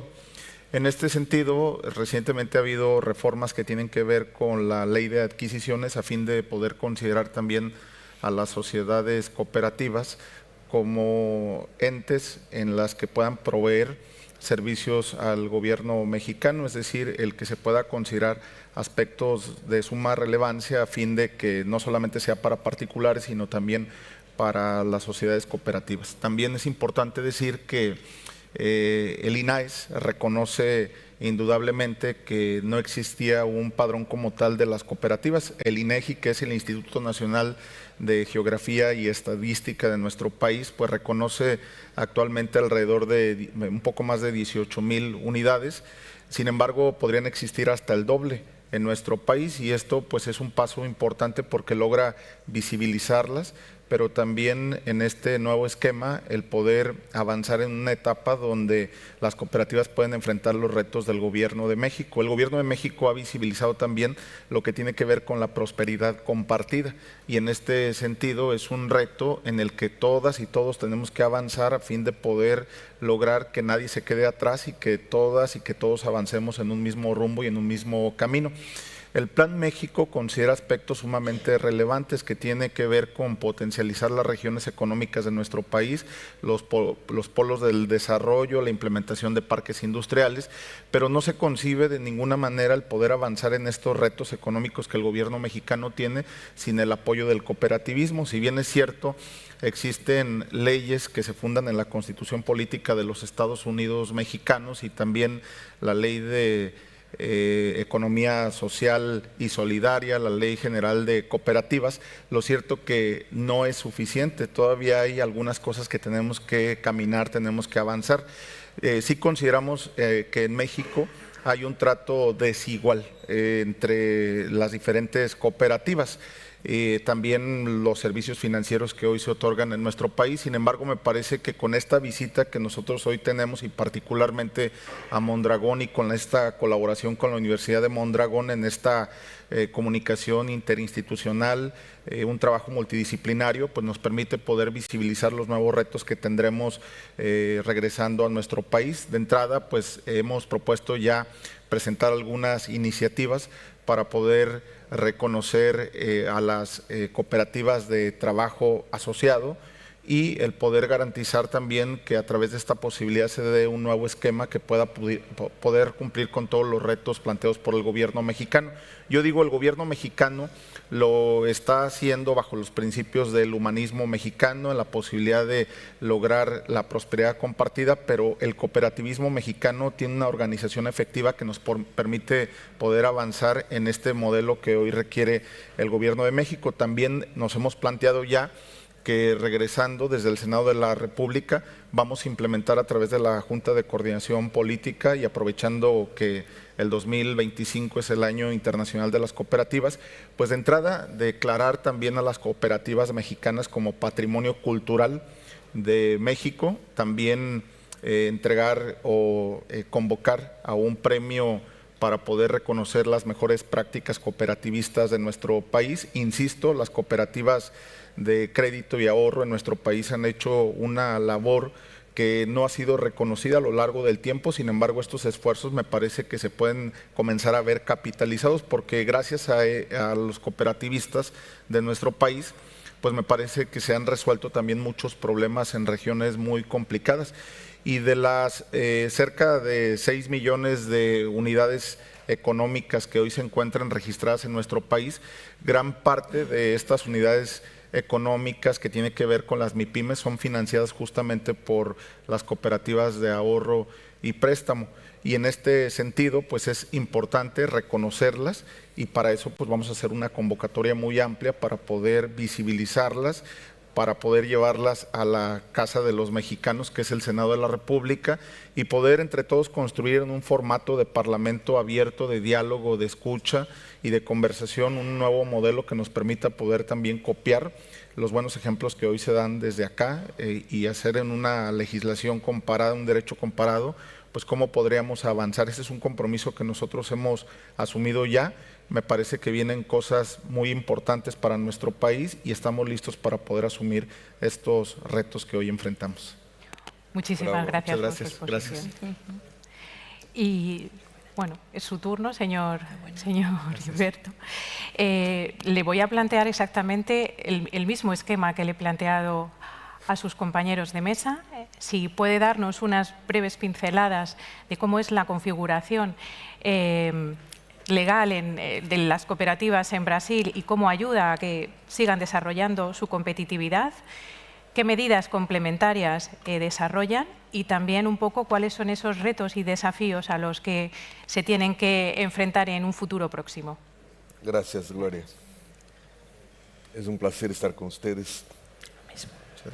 Quero agradecer ao nosso tradutor que está lá em cima. Sí. Falo português. Nacho vai nos ajudar. A questão das cooperativas no Brasil é uma história muito complexa. O cooperativismo brasileiro nasce, em grande parte, como uma herança trazida pelos imigrantes europeus. Se conforma no Brasil um amplo parque de cooperativas, sobretudo na questão agrária. Foi uma solução que os camponeses encontraram para melhorar a sua vida, para conseguir fazer compras melhores dos insumos e a venda melhor dos seus produtos. E se constituíram, ao longo do tempo, grandes cooperativas que, aos poucos, se transformaram, na verdade, em grandes empresas. Tanto que nós chamamos de um cooperativismo empresarial. A primeira lei brasileira que fala sobre cooperativismo é uma lei de 1971. Estávamos ainda sob a ditadura militar. E essa lei regulamentou aquilo que podemos chamar, então, desse cooperativismo industrial, empresarial, que tem uma importância fortíssima hoje no Brasil, em toda a questão do agronegócio. Ela tem uma participação importante no nosso produto interno bruto. Agora, não é um sistema cooperativo que atende às necessidades das mudanças sociais. Por isso, nos anos 90, quando começamos a viver fortemente no Brasil o processo de desemprego na indústria, com toda a automação, com as reformas todas do mundo do trabalho, foi surgindo um grande movimento social que acabou ganhando o nome através de uma pessoa que foi muito inspiradora para nós, que é o professor Paul Singer, que tem uma história importante no Brasil, um sociólogo que foi trabalhador, operário também, e criou-se a denominação de economia solidária. No Brasil não falamos tanto em economia social, e sim economia solidária. Essa economia solidária, ela baseava-se em princípios muito diferenciados dos outros princípios da cooperativa tradicional. Ela foi implementada a partir de 2003 no governo brasileiro, através da criação de uma Secretaria Especial de Economia Solidária dentro do Ministério do Trabalho. Começou-se a desenvolver e sentiu-se a necessidade de criar-se uma nova legislação que atendesse a esse tipo de cooperativa que nós chamamos de cooperativas solidárias. Aí foi uma luta, porque no Brasil tudo que é para os trabalhadores custa muito. Essa lei permaneceu durante 12 anos no Parlamento e finalmente conseguimos agora em dezembro de 24 um grande feito, que foi a aprovação dessa nova lei que chamamos Lei Paul Singer. Quais são os princípios fundamentais desta lei? Ela reconhece o chamado empreendimento econômico solidário, serei breve, que implica na presença de cooperativas, mas também de associações informais. Hoje se reconhece no Brasil a existência em torno de 28 mil iniciativas, em torno de 15 mil informais e 13 mil formalizadas em forma de cooperativa. Ela fala da necessidade da autogestão democrática e participativa, ela fala da partilha de ganhos entre os associados, ela fala da intercooperação, ou seja, todo empreendimento tem que ter responsabilidade pelos outros empreendimentos, para não ser um egoísmo coletivo de um pequeno grupo, uma ilha. Ela fala da integração territorial sustentável. Para nós é muito importante esse princípio. A cooperativa ela atua num território, ela não pode ser uma luz escondida, ela tem que ser um farol a nos ajudar a operar a transformação social. E também toda a ligação com a questão do desenvolvimento sustentável, agroecológico e assim por diante, sobretudo no caso das cooperativas da agricultura familiar. E a questão do comércio justo, que é muito importante, e a valorização do trabalho decente.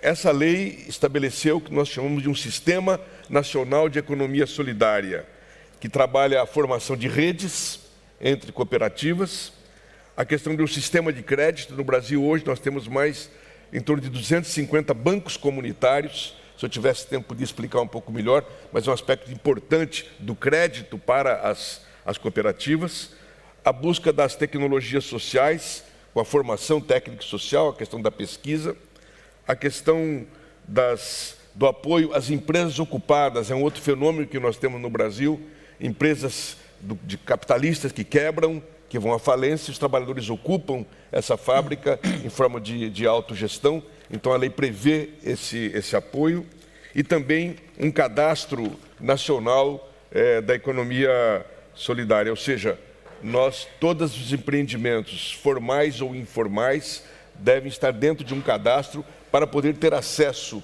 ao financiamento público, ao apoio público. Entendemos que para nós no Brasil hoje é fundamental duas vertentes de apoio governamental para o sistema de cooperativas solidárias. A formação técnica, a carência enorme que nós temos da formação da gestão técnica, por isso o nosso interesse em ter uma relação muito forte com com o sistema Mondragon de vocês, que já estão nos ajudando no Brasil. Há uma relação muito forte de Mondragon, através do Mundo Kid, com o movimento do Sem Terra no Brasil, que é a nossa principal rede de cooperativas da agricultura familiar. E o outro aspecto, o financiamento. Até agora, o financiamento estatal sempre voltou-se para as grandes cooperativas. E agora, com a nossa lei, vamos permitir que o financiamento estatal, o fomento, se dê também para as cooperativas solidárias. Eu diria que, na verdade, o movimento de cooperativas solidárias no Brasil se insere dentro daquilo que nós chamamos a ação de participação social dos movimentos sociais. Há uma tradição no Brasil em que todas as políticas sociais são executadas na ponta com forte participação popular. Seja a construção de casas populares, seja a construção de sistemas de cisternas, que é a forma em que a água chega às regiões desérticas do país, seja nas formas de surgimento de novos meios de autossustentação dos trabalhadores. E então, vamos encerrar, então nós entendemos que a economia solidária não pode estar afastada desse processo de construção de um projeto de mudança efectiva e civilizatória do país. Muito obrigado. Muchas gracias. Nos hemos pasado bastante de tiempo, así que bueno, yo creo que tenemos 5 minutos todavía para un cafecito antes de la siguiente mesa. Muchísimas gracias.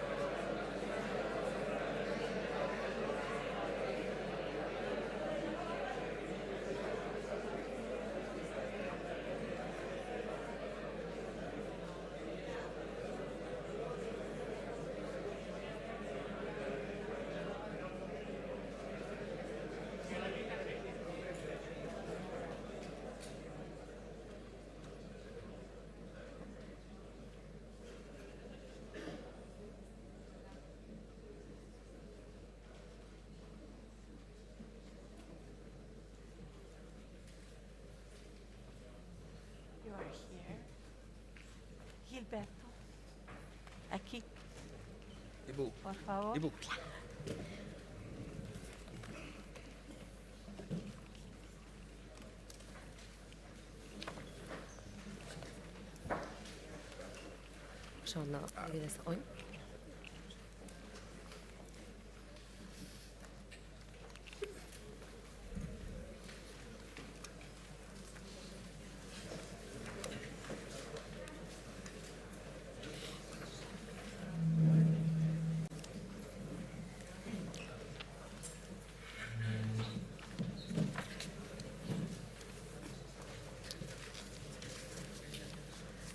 Egunon, ongi etorri berriro ere denoi, bienvenidos y bienvenidas de nuevo. Damos comienzo a la siguiente mesa, titulada Diálogo Ministerial, Políticas Públicas para la Economía Social.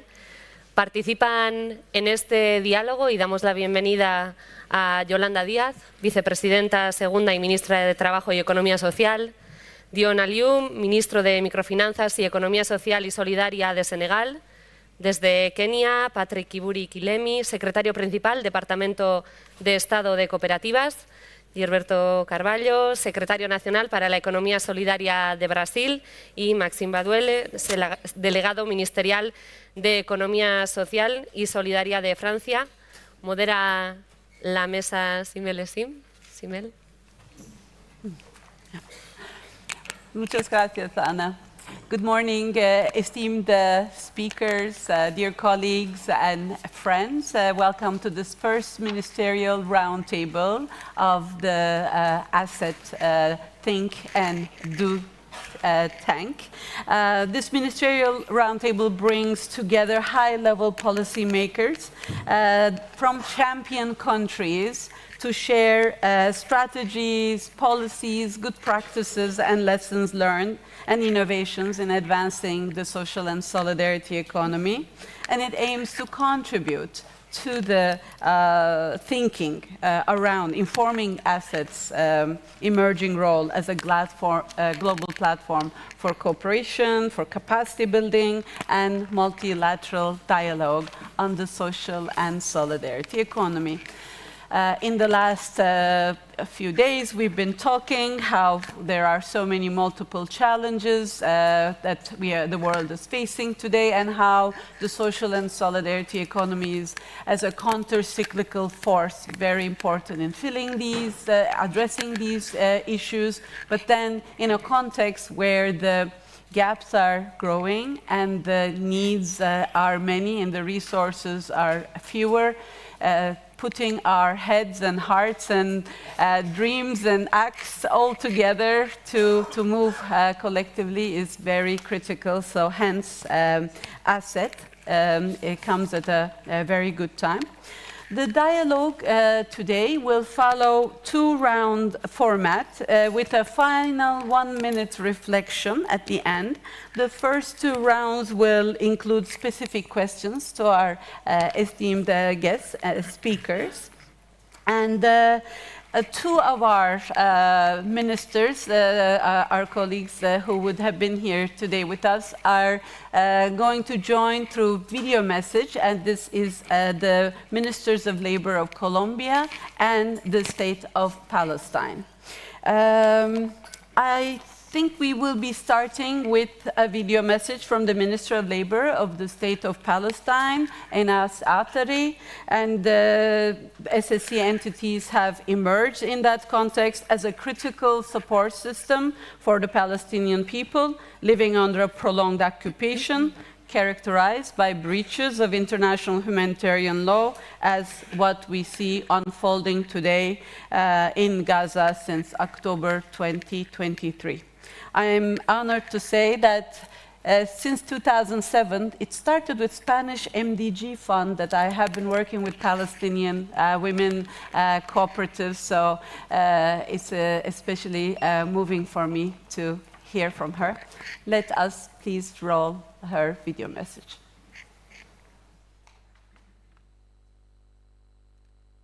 Hello, everyone.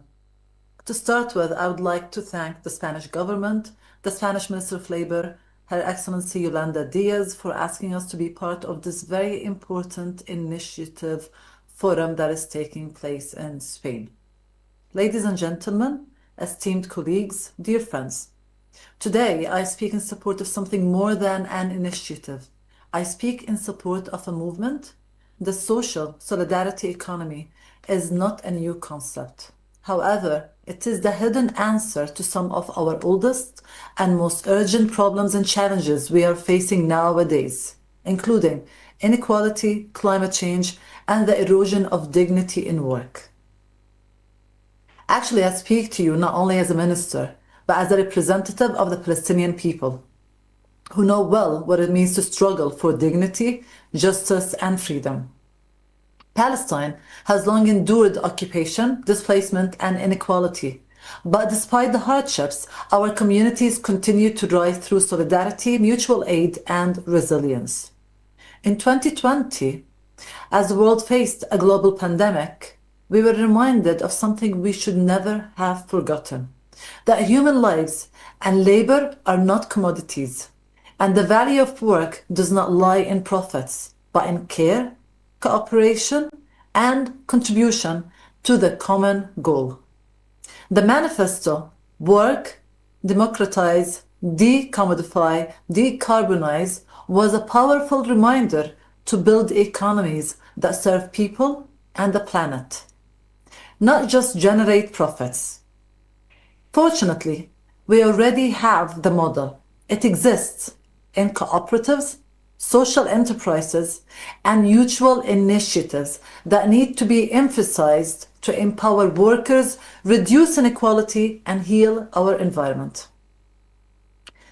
In Palestine, the social and solidarity economy offers an alternative path that empowers our youth and women and strengthens our most marginalized communities to regain control through promoting collective enterprises, democratic governance, and shared ownership. ASETT Forum's mission deeply resonates with our aspirations and beliefs. This is because what we seek is not just economic growth, but economic justice, not charity, but equality, not dependence, but empowerment. That is why I stand in strong support of ASETT and the growing global movement for the social and solidarity economy.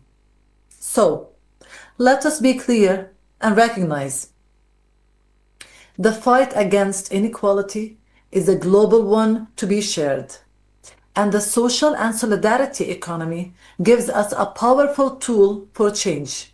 It offers hope to the excluded, dignity to workers, and a real chance to save our planet.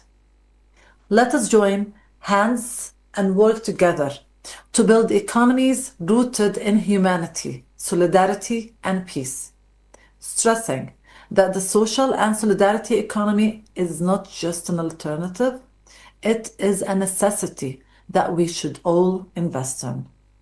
Thank you.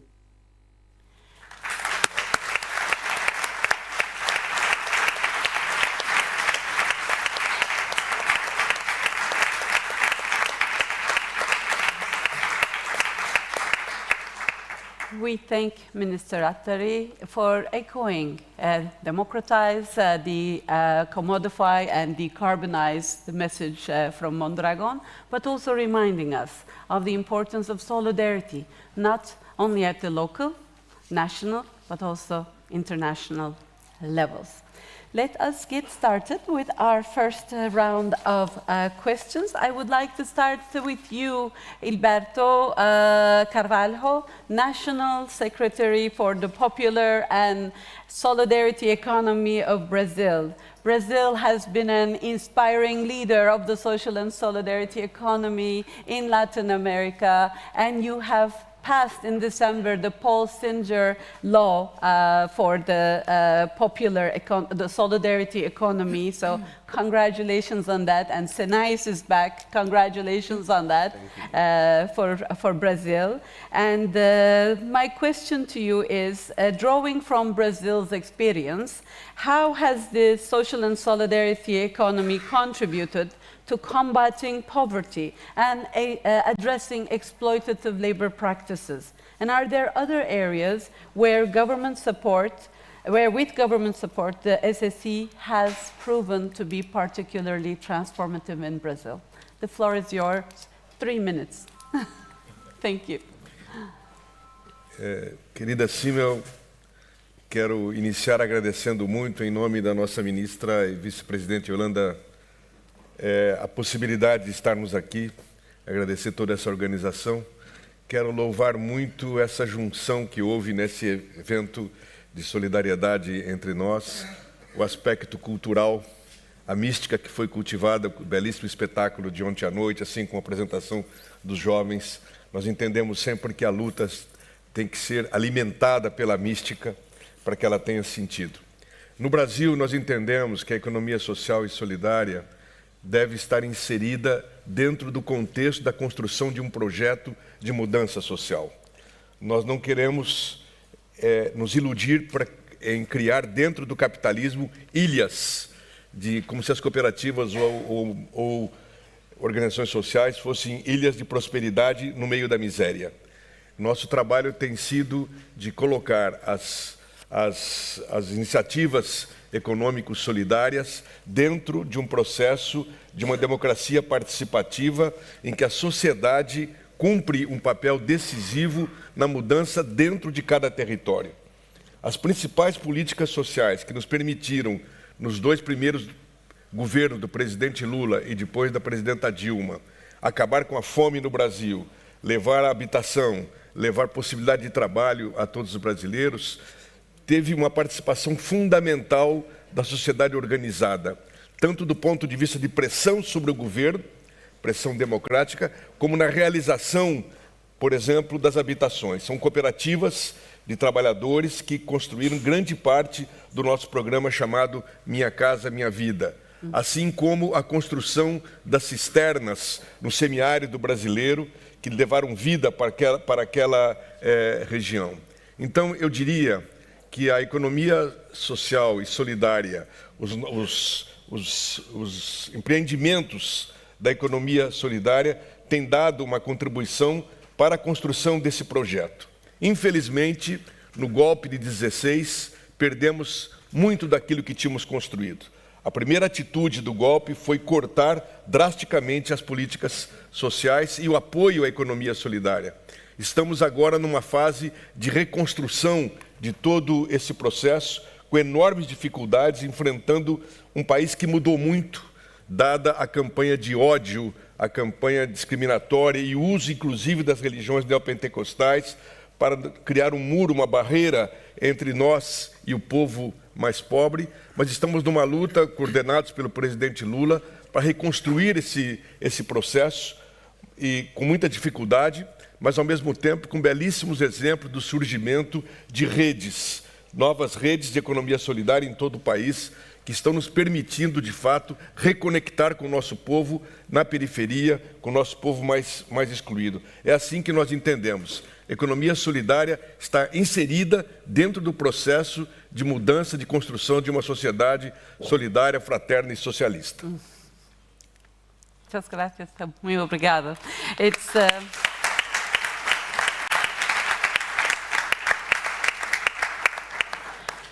Thank you for reminding us of the democracy element at a time when democracies around the world are facing a retreat, that this is a form of economic democracy, that this is a school for democracy, and how in Brazil it's not only economic and social, but how it's so connected with the Amazon forest and the environment and preserving our planet in a humane manner. So thank you for reminding of us that.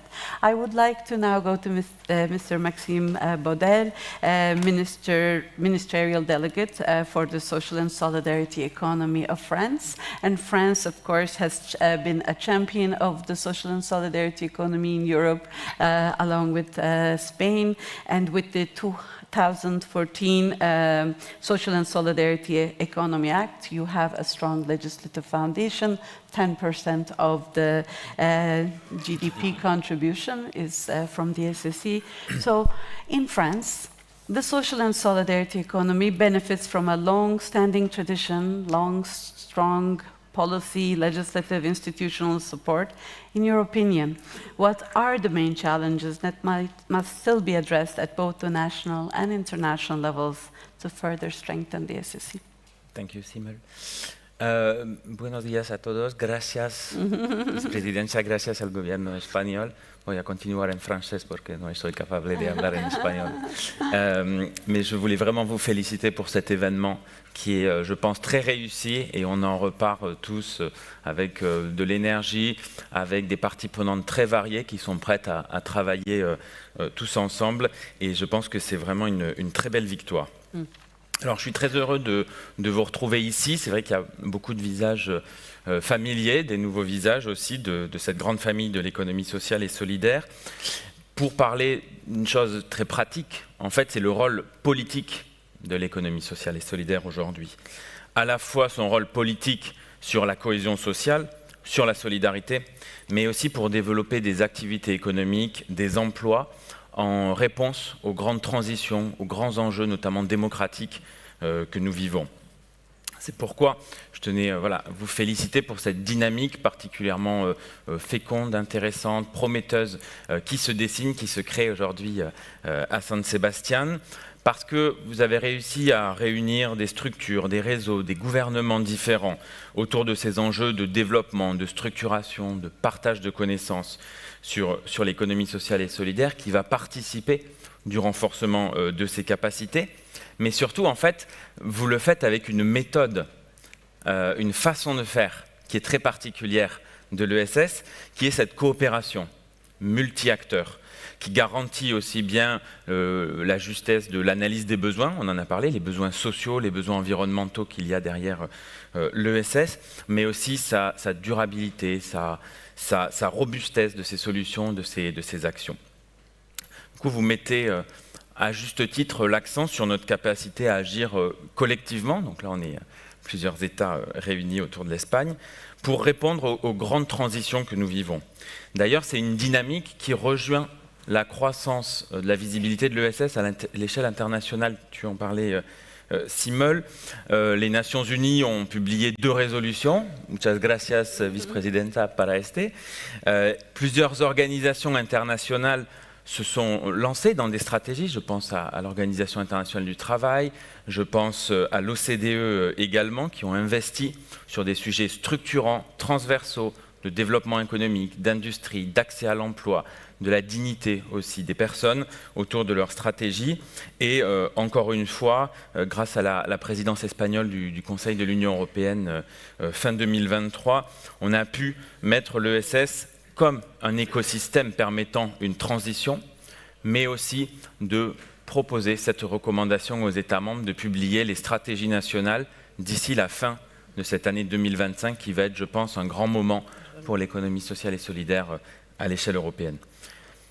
Je pense qu'on l'a tous dit, si on fait un peu le bilan des messages de ces 2-3 derniers jours, je pense qu'on partage tous les mêmes constats sur l'économie sociale et solidaire. C'est une économie qui présente les mêmes caractéristiques, quels que soient nos pays d'appartenance. Premièrement, parce qu'elle est portée par des valeurs d'égalité, de justice, de coopération. Et ce n'est pas pour rien qu'on en parle autour de Mondragone et de cette initiative particulièrement importante. Je pense aussi qu'il ne faut pas avoir peur des mots. C'est aussi profondément politique, l'économie sociale et solidaire. Politique, d'une manière aussi où on pourrait le dire, parce que c'est de la démocratie en acte, clair. C'est de la citoyenneté économique. C'est de l'exécution de politiques publiques partagées avec la société civile. C'est comment est-ce qu'on évalue, on améliore nos politiques publiques nationales par l'innovation sociale. D'ailleurs, on remarque que l'ESS est présente dans tous les secteurs d'activité, que ce soit de l'action sociale à l'industrie, et on construit collectivement les solutions et les solidarités du quotidien au plus près des besoins et des territoires. C'est d'ailleurs en ce sens une économie des territoires qui crée de la résilience et de la coopération. Du coup, pour répondre à ta question, Simone, après cette longue introduction, je pense que notre premier défi commun, il est assez simple, qu'il soit national, international. Je pense qu'ASETT peut nous aider à répondre à ce challenge. C'est de renforcer la visibilité de l'ESS. C'est d'assurer sa promotion.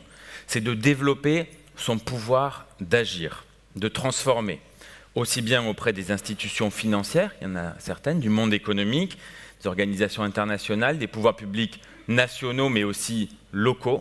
C'est là, près du terrain, des territoires, que la coopération est la plus forte, comme tout simplement des citoyens. Deuxième défi, je pense, c'est que pour permettre cette promotion, cette légitimité, c'est un peu techno, mais on a besoin de cadres législatifs, on a besoin de cadres réglementaires. On a besoin d'inscrire l'ESS un peu dans le dur de la loi, dans la réalité des normes, des réglementations à l'échelle nationale, européenne, internationale. Et je pense qu'il y a plusieurs rendez-vous cette année internationaux qui méritent qu'on s'y attarde. C'est une condition de sa puissance, c'est une condition de son effectivité pour l'ESS. D'ailleurs, je vais tout léger aparté sur l'ESS en France. Ça fait 10 ans que l'on a voté cette loi relative à l'ESS et on a vraiment pu mesurer qu'en 10 ans, elle a favorisé grandement l'institutionnalisation de ces écosystèmes en France. Aujourd'hui, tu le disais, Simel, ça représente à peu près 10% du produit intérieur brut, 14% de l'emploi privé.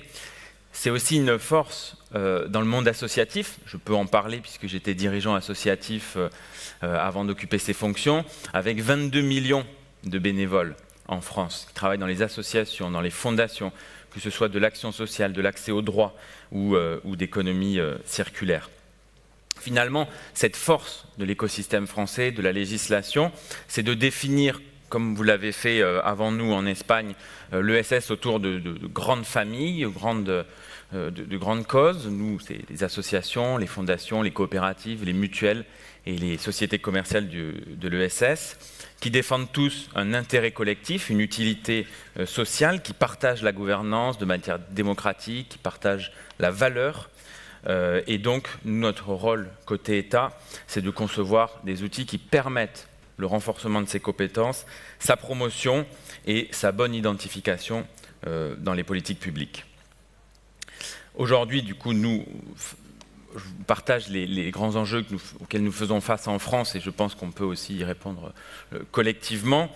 Premièrement, on le sait, les tensions budgétaires qu'il y a, les crises qui se sont enchaînées après la crise sanitaire, montrent que nous devons vraiment renforcer l'accès au financement des acteurs de l'ESS. Nous devons mieux financer l'ESS, à la fois en jouant sur les fonds européens, sur les fonds nationaux, sur l'hybridation des ressources publiques, privées et sur le financement des innovations sociales des porteurs de projets. Deuxièmement, c'est le fait de développer ces modes d'entreprendre, de montrer qu'ils apportent de la justice. Ici, dans un pays, dans une région fortement coopérative, ce n'est pas à vous que je vais le dire, mais les coopératives en France, on est capable de montrer qu'elles sont plus économiquement solides que les entreprises classiques. Le taux de pérennité à 5 ans d'une entreprise classique en France est de 60%. Le taux de pérennité à 5 ans d'une société coopérative en France est de 80%. Ça marche. Même si parfois on a l'impression que les salariés qui vont reprendre n'auront peut-être pas les compétences, ne vont peut-être pas savoir gérer, en fait c'est faux, ça marche et on le prouve. Et aussi vous le prouvez avec des exemples Mandragone. Et enfin, je pense que c'est de nourrir, d'enrichir ces dynamiques territoriales, de revenir toujours, et ça vous l'avez bien dit à l'échelle du gouvernement espagnol, de revenir sur le local, sur les gens, sur les citoyens, sur leur pouvoir d'agir, sur leur capacité d'engagement. Du coup, je me permets juste de conclure en soulignant que du coup, tout ça nous ramène à ce dernier grand défi, ce défi qui est très structurant, et qu'au-delà de la promotion, l'accès au financement, en fait, c'est le fait de placer l'ESS non pas simplement comme une économie de la réparation, non pas simplement comme une économie de l'action sociale, mais finalement à sa juste place, c'est que l'ESS est une économie qui innove, qui produit, qui fabrique, notamment dans les coopératives de production, Ce n'est pas une économie qui peut être réduite à une variable d'ajustement des manquements du marché, des manquements de l'État, des manquements des communautés locales.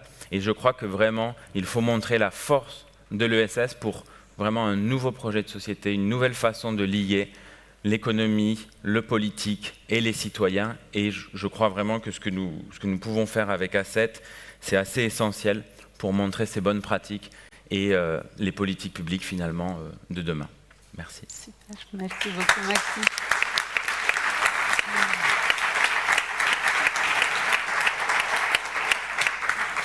Thank you for reminding us of the triple bottom line of the 2030 agenda, the economic, social, environmental, also mentioning the 2 UN GA resolutions as co-sponsored by Senegal, Spain, as well as Chile and France and all the governments also supporting. And the ILO and resolution and OECD recommendations are important.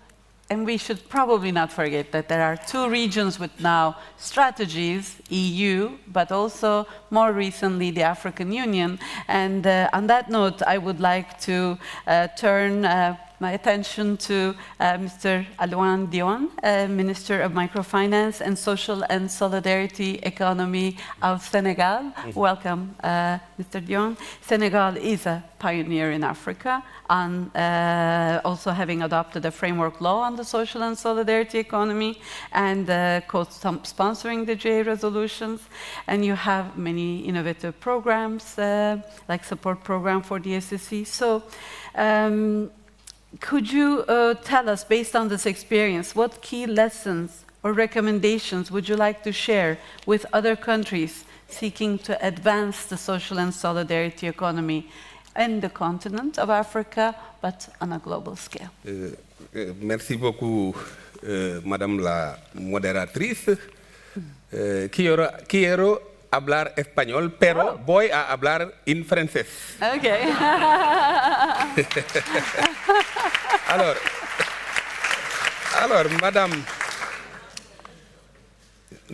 Madame la modératrice, chers panélistes, chers participants, je suis très heureux de vous expliquer, de partager l'expérience du Sénégal en matière d'économie sociale et solidaire.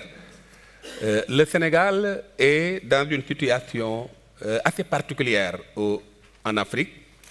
C'est l'un des rares pays à avoir un ministère plein dédié à l'économie sociale et solidaire et qui est articulé à la microfinance.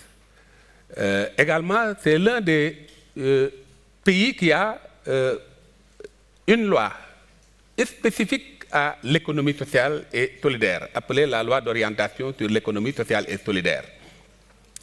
Cela dit, malgré ces atouts, le Sénégal n'avait pas en réalité pleinement mis en œuvre ces opportunités, notamment le fait d'avoir un ministère plein et une loi.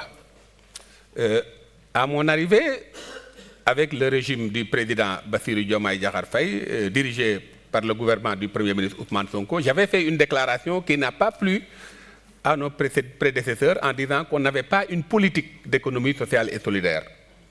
Oui, en réalité, on n'avait pas une politique. Parce que le fait d'avoir une loi et un ministère ne signifie pas avoir pleinement une politique, parce que la politique, c'est la mise en œuvre. Donc, à ce niveau, on avait des problèmes. Quand on regarde l'ensemble des principes de l'économie sociale solidaire, je vais commencer d'abord par le contexte international de l'économie sociale solidaire, qui renvoie à un monde où on sent partout la pauvreté.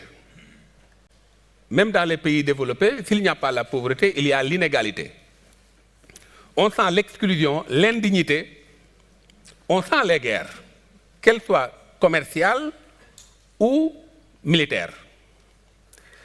Bref, les Nations Unies, à travers la récente résolution, a voulu qu'on puisse atteindre les objectifs de développement durable à partir de l'économie sociale solidaire, en affirmant clairement que c'est le meilleur moyen d'atteindre les objectifs de développement durable.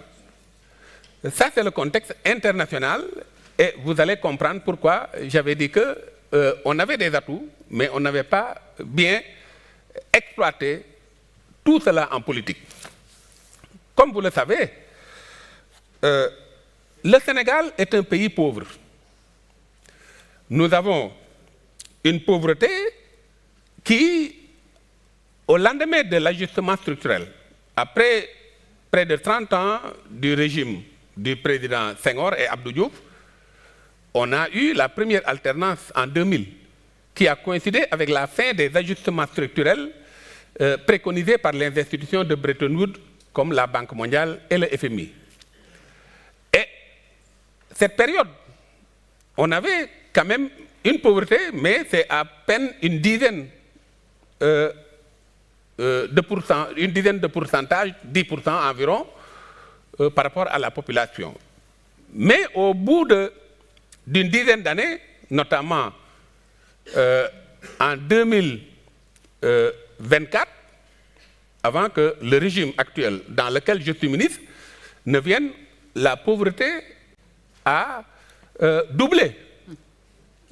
On est à 2 dizaines de pourcentage.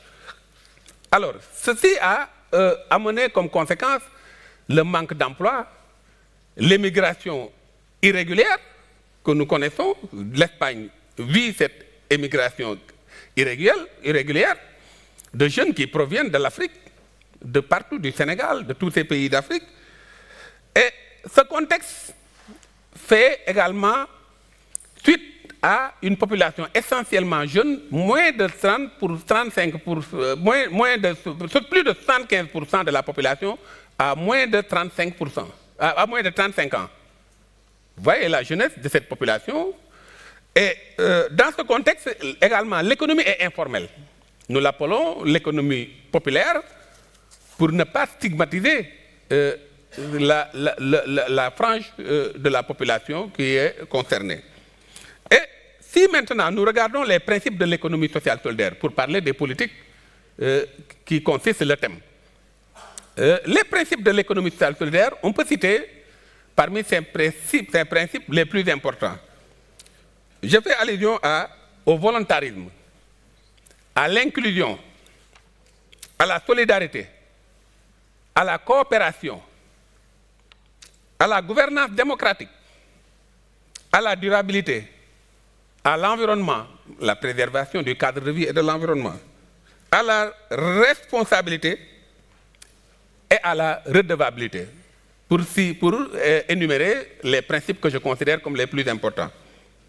Si je regarde ces principes, je peux, au-delà maintenant de toutes les définitions, si on parcourt toutes les définitions sur l'économie sociale solidaire, on verra que, à travers ces différentes définitions, si on agrège, on n'a que 3 dimensions dans l'économie sociale solidaire.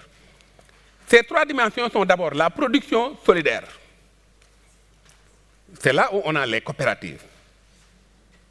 Ensuite, la deuxième dimension, ce sont les mutualisations ou les mutuelles. Et enfin, là, c'est l'offre de services. Les mutualisations, c'est l'offre de services. La première dimension, production solidaire, ce sont les producteurs, les acteurs. Et la troisième dimension, où on a l'innovation sociale, c'est l'économie sociale. Là, c'est l'environnement. C'est la finalité, le principe de recentrer l'économie sur l'humain. Parce que l'économie sociale et solidaire est une économie humaine. Le père de cette économie au Sénégal s'appelle Mamadou Dia, le premier président de l'Assemblée nationale du Sénégal.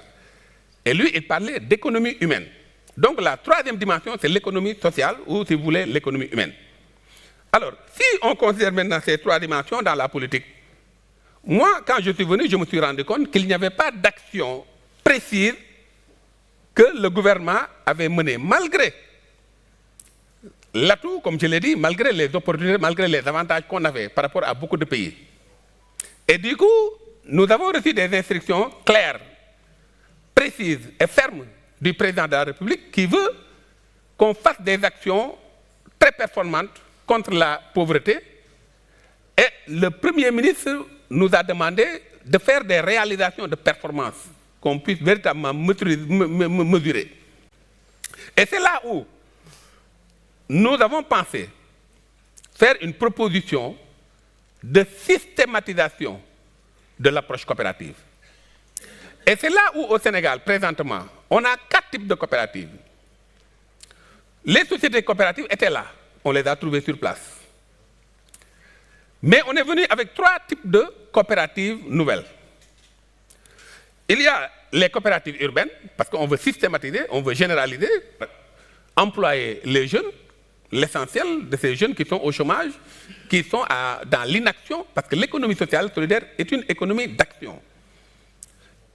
Ça, c'est le Premier ministre qui a donné cette instruction, qu'on aille vers des coopératives urbaines. Au-delà des autres, notamment les coopératives productives solidaires, qui consistent véritablement la spécificité du ministère que je dirige. Et également, il y a les coopératives agricoles communautaires. Donc, on a 4 types de coopératives. Ça veut dire que l'économie est coopérativisée, si on peut parler comme ça. Et c'est là où le modèle du Brésil nous intéresse particulièrement avec ce que mon collègue a développé tout à l'heure.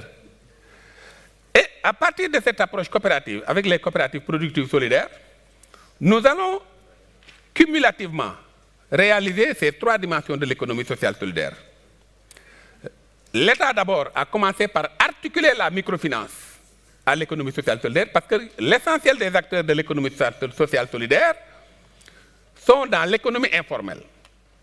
Et qui dit économie informelle parle de difficultés pour aller vers les banques, avoir de l'argent et investir. Et c'est là où nous nous sommes dit que nous devons mettre l'accent sur la microfinance au service de l'économie sociale et solidaire, et une économie sociale solidaire, niche de création d'emplois massifs, durables et décents. Et c'est ainsi que nous avons mis en place un projet, un document, qui vise à créer 10 000 coopératives productives solidaires, que nous appelons les Cepes, d'ici 2029, la fin du mandat du président. Et pour cette année 2025, on envisage de réaliser 1000 coopératives productives solidaires. Ça vient d'être lancé le mois passé, à peine 2 mois. Et à ce moment précis, nous avons réalisé beaucoup de coopératives et nous serons dans le temps par rapport à ces coopératives. Maintenant, pour résumer, terminer rapidement, ces coopératives constituent un package de services publics. On met en place un fonds de mutualisation, on met en place un accompagnement technique à travers la structuration de l'ensemble des organisations qui sont dans la chaîne de valeur de l'activité économique, depuis l'identification des sources de production que nous appelons les boutiques sources, en passant par les boutiques technologiques pour la formation, le renforcement de capacités, pour aller vers la spécialisation et la labellisation avec les boutiques uniproduction et pour terminer avec les boutiques témoins. Ce qui permet de valoriser les potentialités et articuler la production et la consommation des biens et services. Voilà la politique que nous avons mise en place pour répondre à ces difficultés, notamment la morosité économique, les difficultés liées à l'insécurité, parce que quand les jeunes ne sont pas employés, c'est le grand banditisme, c'est l'insécurité pour tout le monde. Et c'est pour ça que l'économie sociale solidaire articule un environnement viable, la préservation de l'environnement, avec des richesses accessibles et enfin une cohésion sociale. Et c'est à ce niveau maintenant que nous avons mené une véritable révolution économique au Sénégal avec un engouement qu'on peut véritablement affirmer. Je vous remercie de votre aimable attention. Merci. Merci beaucoup. Merci. Merci beaucoup, Monsieur Dion. It's indeed Senegal's experience connecting the social and solidarity economy with microfinance, but also as a way to formalization through economies of scale, collective voice, shared services, and a financing element, as you had also underlined, Maxime, is indeed very unique and something we can learn from. Thank you very much for that. And finally, in this round, I turn to Ms. Yolanda Diaz, the second Vice President of the Government of Spain and Minister of Labor for Labor and Social Economy. Ah, oui, oui, vous avez raison. Merci beaucoup. Excusez-moi. Mr. Kiliemi, apologies for that. Yes, Principal Secretary in the State Department, at the State Department for Cooperatives and Ministry of Cooperatives and MSME Development of Kenya. Kenya's cooperative sector has been most dynamic in Africa, very strong financial, agricultural, housing, transport cooperatives, and also driving local employment, financial inclusion, innovation. From this experience, rich experience in Kenya, what measures has the government taken to enable social and solidarity economy actors to drive innovation and create decent jobs? And once again, with my apologies, Mr. Kiliemi. Thank you. First, let me bring greetings from the good people of Kenya and the government of the Republic of Kenya. And let me thank the organizers of this event for inviting us to participate in this very important forum. In Kenya, social solidarity economy is just not a framework, it's a way of life. And it's best expressed through our cooperative movement, which has helped our country since independence to mobilize resources, to mobilize the effort of our people to participate and contribute to our nation building. The cooperative movement in Kenya, while it dates back to our pre-colonial times, really, its importance was stated post-independence when we got our independence from the British government, and the government then recognized that for us to develop, for us to move people from the villages, we needed a framework, and the framework was recognized as social solidarity through the cooperative model. Over the years, the cooperative movement has been able to mobilize again the population in many, many sectors, from agriculture to financial, to housing, to health. And if the human problem really stated by the United Nations Sustainable Development Goals, the 17 goals, and the human problem is the same. It may be you are from the global north or global south, and the solutions are prescribed by the principles of cooperatives, and that's what we have done in Kenya. This government, our fifth, we are a pretty young country. This is our fifth administration, has again reaffirmed the role of social solidarity economy by forming a standalone ministry to deal with that particular segment. The Ministry of Cooperatives and MSME.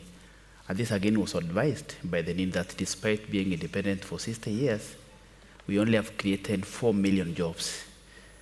Out of a population of 55 million, we estimate that around 20 million Kenyans who are within the working group are in the informal sector.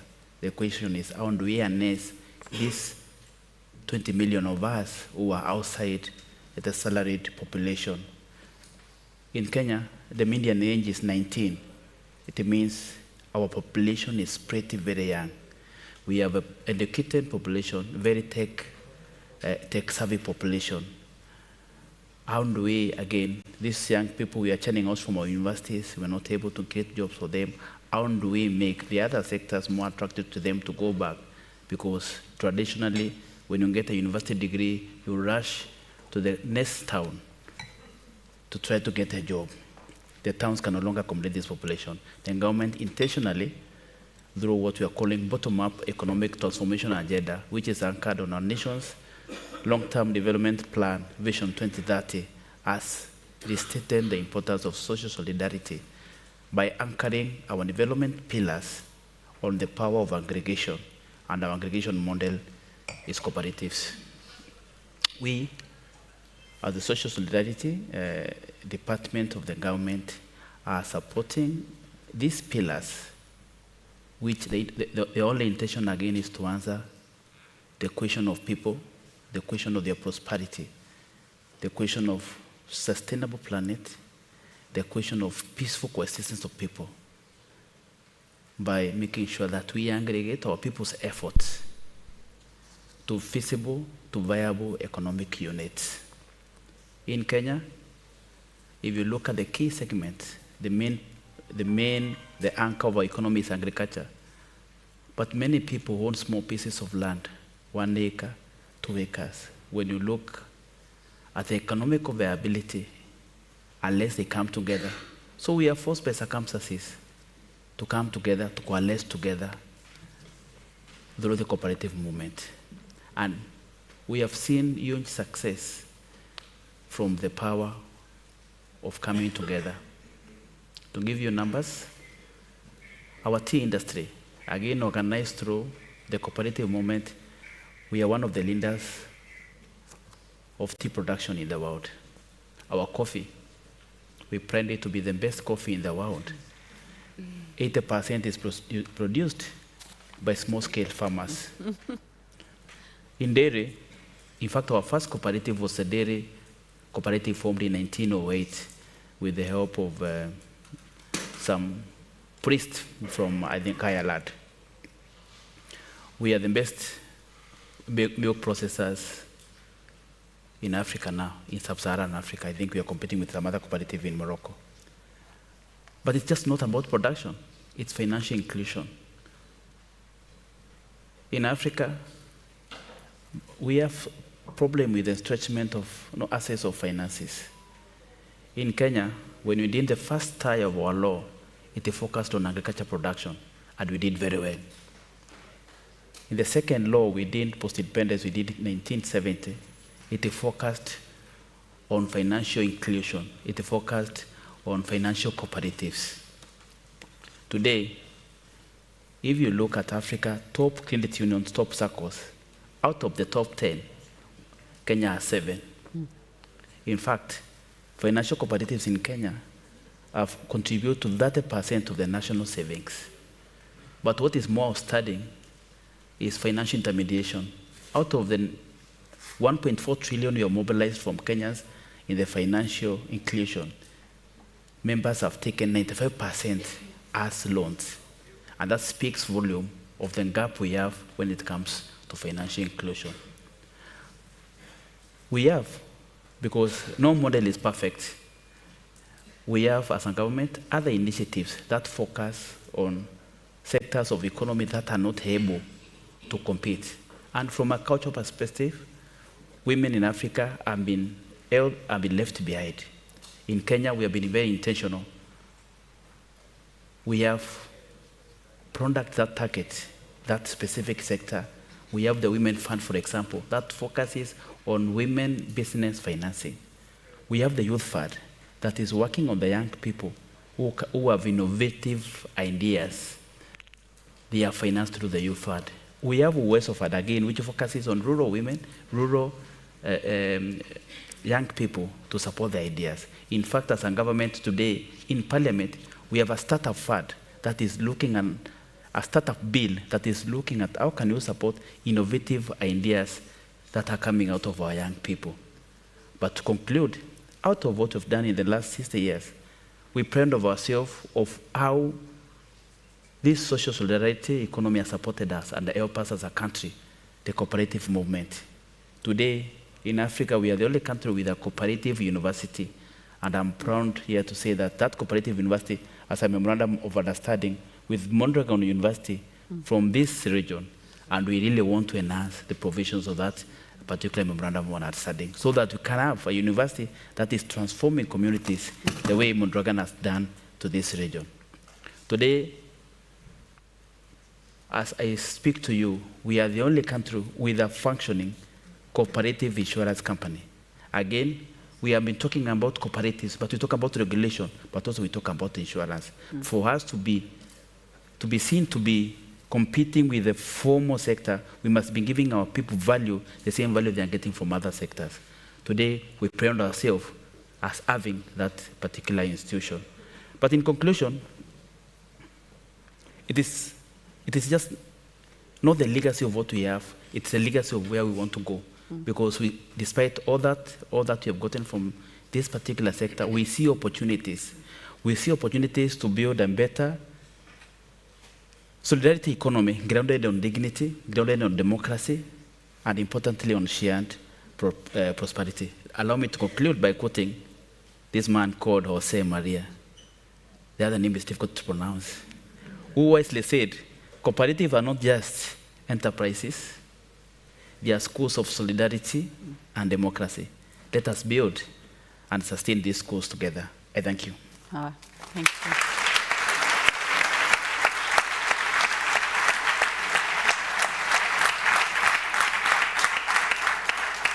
Very nicely done. Thank you also for reminding us of financial cooperatives financing the SSE. This is very important with Sevilla, the Financing for Development Conference coming up in 1 month.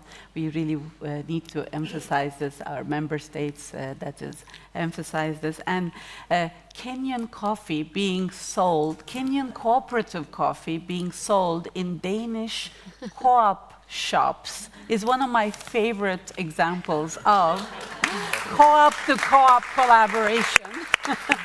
Please, Eroski, bring Kenyan coffee from co-ops, if you would. Now for real, I'm going to turn to Ms. Yolanda Diaz, Second Vice President of the Government of Spain and the Minister for Labor and the Social Economy. Spain has been the first European country to pass the Social Economy Act and recently adopted a strategy creating more than 2 million jobs. It's a very inspiring country story for the SSE, for the rest of us in the world. Vice President Diaz, in light of the growing risks to social cohesion, inclusion, democratic participation that we heard about from our esteemed speakers, what steps should governments take to strengthen the SSE and support its contribution to building inclusive, resilient, and human-centered, rights-based societies and economies? En primer lugar, quiero dar las gracias por la presencia de todos ustedes hoy aquí y sobre todo de los compañeros, de los amigos y las amigas de la economía social que me acompañan y, si me permiten, le quiero mandar un saludo bien cariñoso a nuestra ministra palestina con la que trabajamos a diario en colaboración desde la vicepresidencia del Gobierno de España y ayudando al pueblo palestino también desde la economía social. Dicho lo cual, para esta reflexión que me planteas, es compleja, pero voy a intentar ser ágil en el planteamiento que quiero hacerles. Gilberto decía al principio que ellos, el gobierno de Dilma y de Lula, sufrieron el odio y vieron cómo de manera muy rápida fueron realmente agitados, ¿no? Y excluida, digamos que separada la economía social. Yo les voy a decir rápidamente que vivimos en tiempos efectivamente de incertidumbre porque nos asiste una policrisis, tenemos crisis ambiental, tenemos crisis alimentaria, tenemos guerras, tenemos crisis en todo el mundo y tenemos una crisis ahora mismo generada por la guerra comercial de Trump, en la que aprovecho para decirles que la economía norteamericana tan solo es el 15% de la economía del mundo y que no puede decidir sobre el 85% restante. Pero digo esto porque si ustedes ven el planteamiento de Gilberto de Brasil, ese odio se practica a través de políticas públicas. No es casual que las agendas globales hoy de la extrema derecha tengan algunos objetivos. Tienen un objetivo que sabemos bien, que es atacar el sindicalismo en el conjunto del mundo, tienen un objetivo que es atacar el feminismo en el mundo y tienen un objetivo que es atacar la Agenda 2030 y la economía social en el mundo. No es pequeña cuestión, por ser clara. Nosotros fuimos el primer país en hacer una ley de economía social, pero estamos ahora en un debate en mi país con una norma que cambia 3 normas de importancia en España, le llamamos Ley Integral de la Economía Social. Aquí cambiamos la Ley de Cooperativas, la Ley de Economía Social y la Ley de las Empresas de Inserción. Pues bien, si ustedes ven el debate parlamentario que hubo sobre esta norma, con una enmienda de devolución que presentó la extrema derecha, digo porque nos puede servir de frontispicio de lo que pasa en el mundo, el súbdito de Trump, que en España se llama Vox, llamó al gobierno de España, a la familia de la economía social que se encuentra aquí, totalitaria, y que queríamos imponer una agenda totalitaria en nuestro país a través de esta ley integral que hoy está ya en trámite final de curso y espero que de aprobación rápida en nuestro país, porque lo que hacemos es reformar, readecuar los mecanismos de la economía social en nuestro país. Pero quiero decir que si uno lee la enmienda que ha presentado Vox, llamarle totalitario al gobierno de España porque hace una reforma legislativa que pone en el centro la economía social y señalar, ¿no?, que poco menos que estamos agrediendo al resto del planeta, indica la ofensiva con la que van. Pero es verdad que les molesta la economía social por una razón fundamental, que es profundamente democrática, democratiza las relaciones en las empresas, pero es que es democrática porque reparte de manera ecuánime y equitativa fuera de lo que es la economía capitalista, es decir, es una economía que no está liderada por el reparto de los dividendos y de los beneficios y no es una economía financiarizada. Esto es muy importante, acabamos de escuchar el ejemplo que conozco bien de los compañeros de Senegal, estuve con ellos allí, y de Kenia y, por supuesto, el modelo de Brasil con el que trabajamos y faltaría más el de Francia, pero digo porque sabemos muy bien lo que supone. Pero es una economía democrática, es una economía feminista, es una economía resiliente, es una economía que pone al ser humano en el centro porque tiene otros parámetros. Pero esto es una fortaleza brutal porque el objetivo es reducir la desigualdad y creo que esto tiene mucho que ver con un modelo económico-social que se aleja de los parámetros actuales. Decía antes Gilberto, no puede ser una isla en el capitalismo, la economía social, y este es el reto. El reto creo que desde España, y creo que aquí le doy las gracias, está Juan Antonio, el vicelendakari, la secretaria de Estado de Economía Social, nuestro director de ASETT, todas las personalidades que se encuentran, que lo hacen posible, y una familia de la economía social que lleva muchísimos años trabajando. El reto justamente es intentar ajustar que entendamos que la economía capitalista tal y como está concebida genera enormes desigualdades. Y que en el mundo que nos encontramos actualmente estamos asistiendo a un proceso de desposesión ciudadana brutal.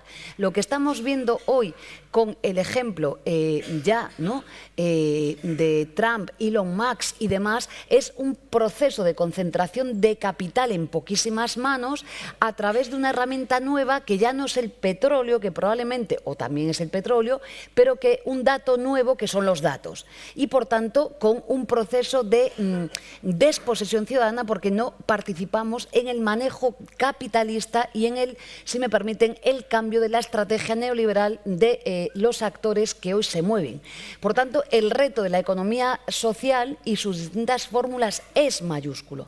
Hablabas ahora, y hablábamos, ¿no?, creo que es muy interesante, de la inclusión en las finanzas y en otra manera de hacer, ¿no?, realidad este hecho. Yo no adelanto nada, pero estamos trabajando desde el Gobierno de España para hacer una ley de finanzas éticas en nuestro país. La estamos terminando. Creo que esto es muy importante porque, como saben ustedes, las finanzas, el crédito, que la economía social lo hace muy bien. Las mujeres somos excluidas de la financiación de muchos proyectos empresariales en España y en el mundo porque la banca convencional no permite que accedamos a ella, pero es que además parte de las dependencias que tenemos no solo son energéticas, no solo son tecnológicas, es que son financieras en el mundo y por tanto el juego de la economía social con el planteamiento de unas finanzas éticas es clave para que podamos fijar objetivos de reducción de la desigualdad. Aquí está el vicelehendakari,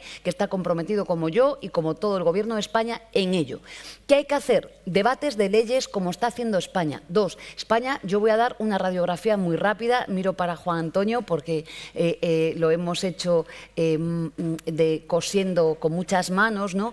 Pero en primer lugar, es la primera vez que tuvimos un Ministerio de Economía Social. No era cambiarle el nombre, porque si cambiamos el nombre para que todo siga igual, pues no vale para nada. Lo dotamos de contenido. Dos, después presidimos en pandemia, que me acuerdo bien, la declaración de Luxemburgo.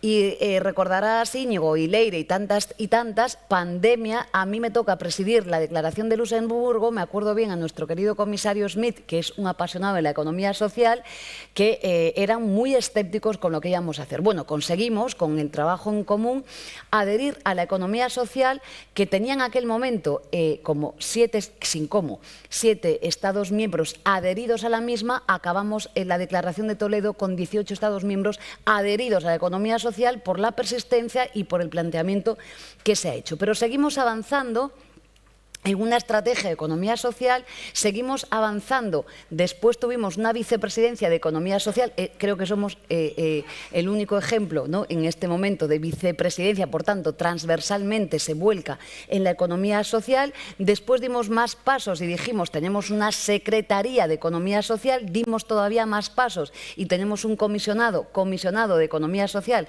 Jaime Iglesias, que nos acompaña, y somos el único país de la Unión Europea y del mundo que tenemos un plan estratégico de economía social que dedica más de 2.500 millones de euros a la transformación desde la economía social. Y digo aquí en público ahora mismo, ya estoy muy contenta porque me han enseñado en mi casa que cuando uno gobierna bien ejecuta los recursos públicos. Y si uno no ejecuta los recursos públicos es que no gestiona bien. Y digo esto porque me siento muy satisfecha porque ese PERTE está casi ejecutado al 100% y el mérito está aquí en esta sala y está en el bien común de nuestro país. Y ahora damos un paso más, que es la aprobación de esta norma que creo que, bueno, concitó, miro para la Secretaría de Estado. Claro, uno puede pensar, pero ¿cómo puede causar tanto debate una norma de economía social? O sea, ¿cómo es posible, ¿no? Bueno, pues aquí lo tenemos y lo vivimos y creo que lo vamos a conseguir, pero la tarea me parece que es, bueno, grande, porque la extrema derecha ha tomado como objetivo cuestionar las formas que democratizan las sociedades. Y la economía social tiene una identidad y una característica que nos hace más iguales, nos hace más resilientes, nos hace bueno, que cambiemos desde abajo los parámetros de desigualdad que tenemos. El reto del mundo es reducir la pobreza y la desigualdad. No hay otro reto en el mundo. Hay inteligencia colectiva suficiente, hay riqueza suficiente, hay inteligencia artificial, que es poco inteligente, por cierto, se nutre de nosotros y de nosotras. Hay de todo en el mundo para paliar los fenómenos que hoy vivimos. Por tanto, por concluir, desde luego, el Gobierno de España en su conjunto, las autoridades aquí presentes, la alcaldía, el Gobierno vasco, todo el tejido social está volcado en este proyecto. Nos damos la mano, es decir, podemos pensar diferente, pero compartimos este proyecto y creo que tenemos la oportunidad ahora, y aquí termino, que no me olvidaba, con un hub de vanguardia que creo que va a ser la experiencia piloto en el mundo, porque para gobernar tenemos que pensar y hay que estudiar mucho. El conocimiento tiene que estar al servicio de la ciudadanía. Y este hub de vanguardia y este comité de expertos y expertas que tenemos el gusto de tener en Donostia, pero es para el mundo, va a tener un objetivo claro, que es estudiar, ser un laboratorio de ideas, pero también compartir las prácticas y las experiencias que vemos hoy, que aquí tenemos, que sirven para, bueno, para mejorar la economía en el conjunto. Por tanto, y termino, parte de la economía en nuestro país, siempre lo digo, ¿no?, el turismo es el 12% del PIB y todo el tiempo estamos hablando del turismo y está muy bien que hablemos del turismo, pero es que la economía social es el 10% de nuestro país. Por tanto, es tan importante como el turismo. Y no veo yo a los dirigentes políticos, ni a los jefes de las patronales, ni a la gente importante del país hablando de la economía social. El reto es este. es que consigamos que la gente de la otra parte de la economía se implique en esto. Y termino. Creo que la familia de la economía social no compite con nadie. Lo que queremos es ir de la mano, cooperar. Pero lo único que le pedimos a la economía convencional, que genera desigualdades, lo único que le pedimos es cooperar en condiciones de igualdad. Y como saben ustedes, y me lo piden siempre todas las gentes de la economía social, no hay igualdad en la fiscalidad que tiene la economía social con la economía convencional, no hay igualdad en los procesos de licitación pública, nos hemos comprometido, lo vamos a hacer, querido Juan Antonio, lo voy a cumplir como que me llamo Yolanda Díaz, ya sabes que digo poco, pero cumplo, empezando por mi ministerio, los procesos de licitación, todos, miro para la directora general, van a ir también de la mano de la economía social, pero también elementos que tienen que ver, hombre, que no nos expulsen de ingenierías de todo tipo que son acomodadas para la economía capitalista. Por tanto, no queremos ser más que nadie, aunque creemos que el acierto está de la mano de la economía social, pero queremos concurrir en condiciones de igualdad. Y además queremos que las mujeres del conjunto de mi país y de la mano de la economía social y del conjunto del mundo, la red iberoamericana y tantas redes que tenemos, podamos, sí, seguir avanzando en derechos y hacernos no solo visibles, sino que podamos empoderarnos a través del emprendimiento para ello. La economía social son las finanzas, es la educación, es la cultura, son las cofradías de pescadores, es el elenco de la realidad económica y social de mi país. Así que seguiremos trabajando y muchas gracias por este panel.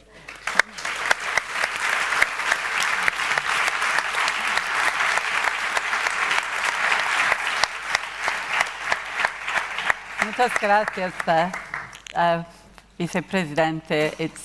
You gave us a roadmap of how to get the social and solidarity economy going in a country with financing, with institutions, with the laws, but putting in place the people, the staff, the networks, and connecting across local, national, international levels. We are running terribly out of time. I'm not sure if we have a time for a second round. Will we have a time? Very, very short round. I will be a tough moderator next round. But yes, I try. We finish actually this first round with a video message from the Minister of Labor of Colombia, Antonio Sanguino, another inspiring leader country from Latin America. Colombia has a national development plan that has on care that puts the social and solidarity economy at the center. They're also the Secretariat of the Ibero-American Network on the social and solidarity economy. If we can please show this video now.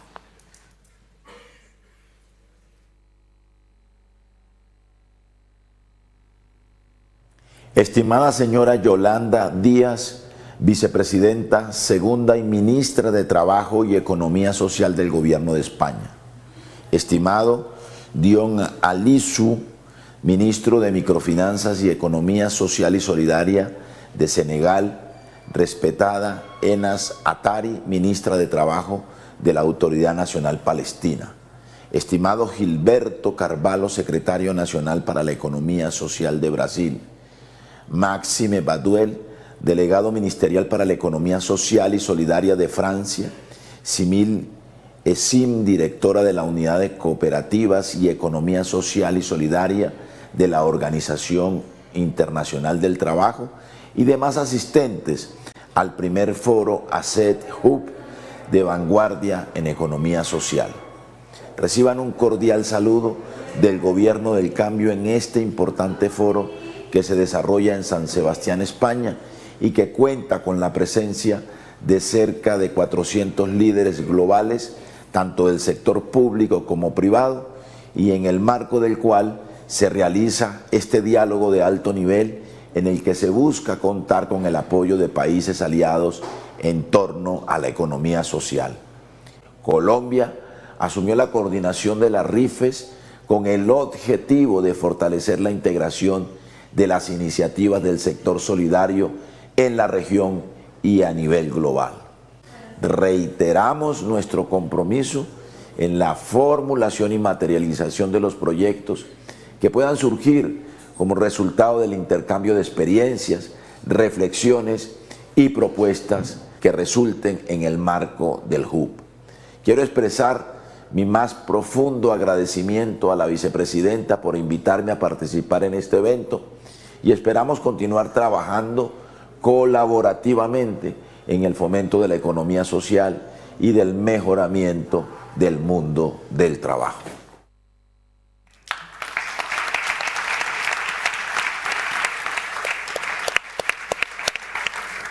We are going to skip the second round of questions and go to the third round with 1 minute answer each, and I'm going to hold you on to it. What are your hopes for ASETT's future, and what do you see as the key factors for it to become a truly effective instrument? In one sentence, please, for all of you, what do you think should be ASETT's top priority in the coming years to ensure it becomes a catalyst for policy innovation, cross-regional collaboration, and solidarity-based development? Gilberto, 1 minute. Não, primeiro, uma observação. Depois de ouvir a ministra Yolanda, eu penso em propor ao governo espanhol que nos empreste o passe dela por 1 ano, pelo menos, para que ela nos ajude a pôr fogo na nossa economia solidária no Brasil. Assim como o Brasil exporta jogadores de futebol, Vini, vocês poderiam nos exportar Yolanda. Parabéns pela sua intervenção. Muito orgulho. Nós temos que ter, como foi dito ontem no concerto, o pé no chão e o pensamento, o desejo, o coração nas estrelas. O pé no chão é porque nós temos que ter consciência de que nós estamos num movimento contra-hegemônico. O mundo hoje caminha para outros valores, do individualismo, do fundamentalismo, da violência. Então, mais do que nunca, meu companheiro Íñigo, é importante que a ASETT cumpra um papel fundamental de não ser apenas um episódio, mas ser um processo, como vocês já cumprem. Mas mais do que nunca é importante que nós nos juntemos, porque a beleza de um evento como esse, para além dos painéis, são os encontros, são os contatos, são as redes que formamos de comunhão, de intercâmbio. Então, mais do que nunca, eu penso que a ASETT pode cumprir um papel de nos ajudar a, de fato, trocarmos as riquezas, as experiências, aprender com os erros e acertos uns dos outros para avançar. Eu sempre digo que governo bom não é apenas um governo que faz bem ao povo benefícios materiais ou sociais. É também um governo que estimula a organização do polo dos trabalhadores dentro da luta de classes. E não tem um polo mais importante nesse momento a ser reforçado do que o polo da solidariedade, das iniciativas econômicas que mudam desde a barra, no território, a vida do povo materialmente. Esse é um segredo fundamental e nós temos que nos ajudar, tanto o governo como a sociedade civil, a reforçarmos esse polo de uma economia contra-hegemônica, uma luta dura, mas possível, de que nós possamos assim transformar não só cada país, mas o nosso mundo. Muito obrigado. Obrigada.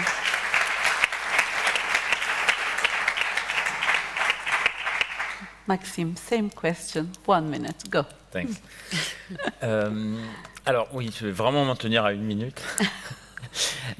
Alors, je pense que vraiment, pour conclure peut-être vraiment sur les perspectives, les enjeux qu'il y a derrière l'initiative ASETT, je pense que vraiment il y a un enjeu de montrer la diversité, la valeur ajoutée des structures de l'économie sociale et solidaire. C'est de montrer qu'il y a des initiatives aussi bien dans tous les pays qu'on peut représenter, ailleurs, à l'échelle locale, nationale, que ce soit dans l'industrie, dans l'action sociale, dans l'économie circulaire, etc. C'est de montrer tout ce qui existe pour, il faut dire le mot, pour déconstruire le regard que l'on peut avoir sur l'économie sociale et solidaire.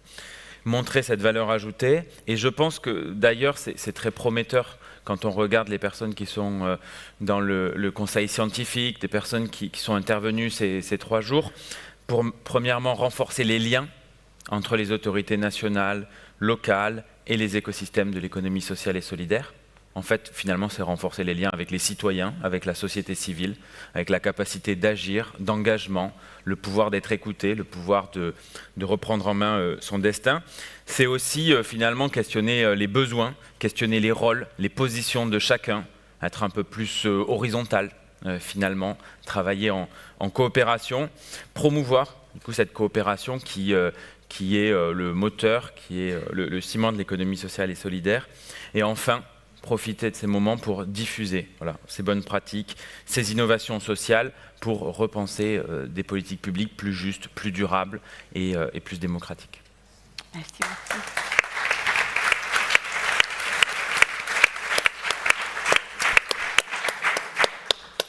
Monsieur Dion, même question, 1 minute s'il vous plaît. Je crois que il y a de très belles perspectives, de beaux jours qui s'annoncent pour l'économie sociale et solidaire dans nos différents États, mais également à l'échelle internationale. Cette conférence a permis de voir quasiment tous les acteurs à l'échelle internationale. Et personnellement, le problème qui jusque-là plombait le développement de l'économie sociale solidaire, c'était la dimension idéologique à partir de la dualité libéralisme, pour ne pas dire ultracapitalisme et socialisme. Au-delà de ce clivage, c'est en fait la problématique du développement humain de manière globale, du développement de nos sociétés, de l'harmonie qui doit exister à tous les niveaux, à toutes les échelles des communautés. Et à ce niveau, c'est là où l'économie sociale solidaire me semble être la solution la plus importante, dans la mesure où elle permet de concilier cette dimension d'innovation sociale, cette dimension humaine, avec l'aspect de profit. L'économie sociale solidaire n'est pas une économie de profit, mais elle se base sur le profit pour redistribuer la création de richesses. Et c'est à ce niveau que, pour ce que nous comptons proposer, c'est de systématiser cette volonté d'être beaucoup plus utile pour l'humain. Et à ce niveau, avec le modèle que nous avons proposé, les coopératives productives solidaires, toutes les organisations sont tenues d'être des organisations d'économie sociale solidaire, car beaucoup de coopératives n'étaient pas des coopératives d'économie sociale solidaire. Ces coopératives respectaient le principe de la mutualisation ou bien l'agrégation. Si vous allez, par exemple, dans certains pays où c'est très dynamique, les populations, les unités familiales produisent, mais c'est la coopérative qui vend. Mais il n'est pas dit qu'à chaque fois, on a cette dimension d'utilité publique. Et c'est là où cette systématisation à l'échelle internationale va permettre d'avoir un monde beaucoup plus heureux. Voilà ce que je voulais juste ajouter par rapport à la problématique qui a été développée tout à l'heure. Merci.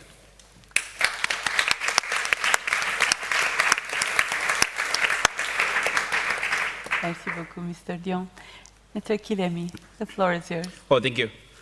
I think the promise to the many young people in the world that tomorrow offers better opportunities, that the future has infinite possibilities, cannot come true unless institutions like ASETT work, collaborate with other players within the world to ensure that we create socio-economic infrastructure that offer opportunities, dignified, respectful, equitable opportunities to these young people.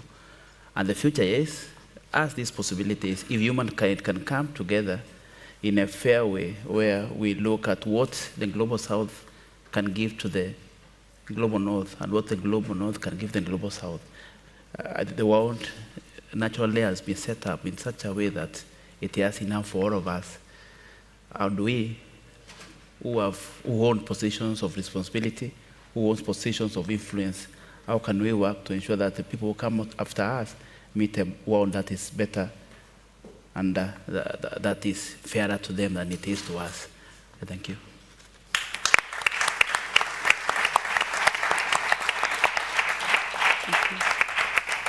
Thank you, Mr. Kilemi. Vice President Diaz. Muy rápidamente, creo que tenemos un objetivo que se concreta en Sevilla, en la conferencia de financiación. Tenemos que conseguir que la matriz Economía Social se debata y se hable sobre ella allí. Y un segundo reto, y no inmediato, si me permiten, que es Doha y también la cumbre, y que ahí también se hable de economía social, por ser concreta. Es decir, que aquí a todas las familias que tenemos hay que ayudar para que este debate esté en Sevilla, esté en Doha. Esto es muy importante. Dos, voy a contestar rápidamente. Una palabra, visualización, visualización y visualización. Y ahí creo que este es el resumen del objetivo que tenemos que hacer, porque cuando visualicemos las tareas de pensamiento, de conocimiento, de divulgación, de buenas experiencias, vamos a ganar seguramente desde abajo y avanzar desde la economía social. Por tanto, visualización.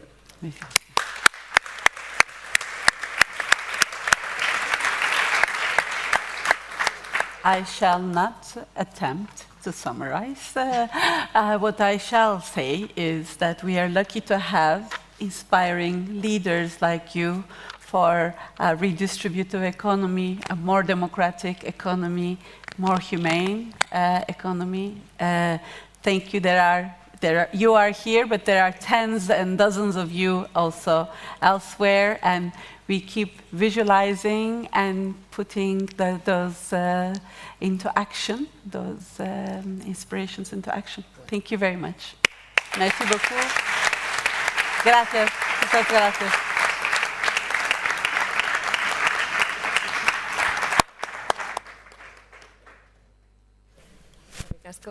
Es que ricasco, muchas gracias a todos y a todas.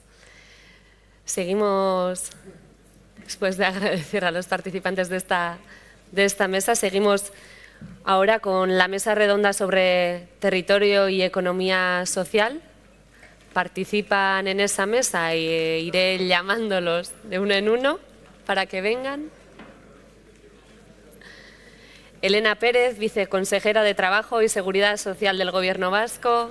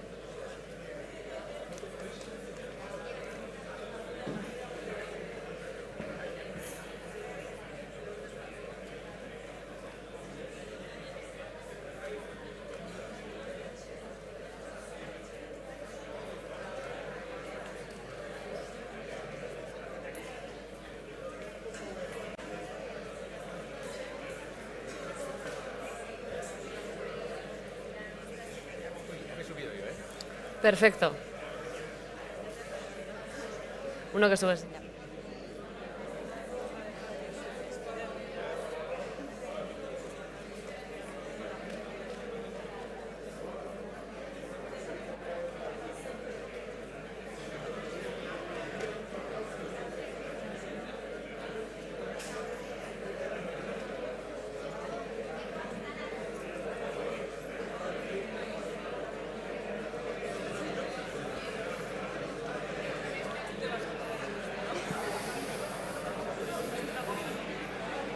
Lo que digáis, sí.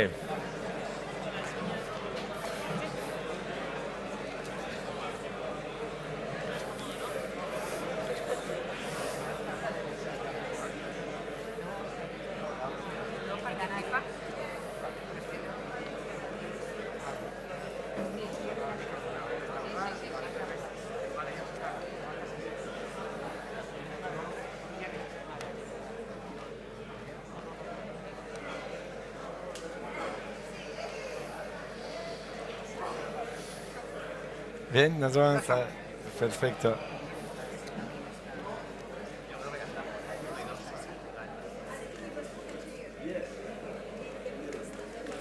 Crack.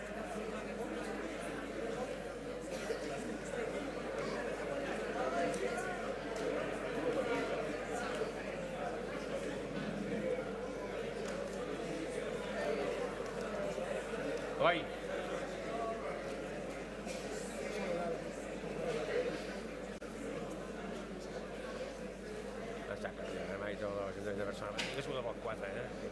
Perfecto, ya David ya lo equiparon ahí, entonces ya está. Sí, a ver si preguntan en qué puerta. Está ahí, ya lo equiparon. Sí. Solo Marta, vamos a esperar a Marta, pero pueden ir subiendo. Esto es lo que vamos a aportar. No, pues son terribles. Son terribles.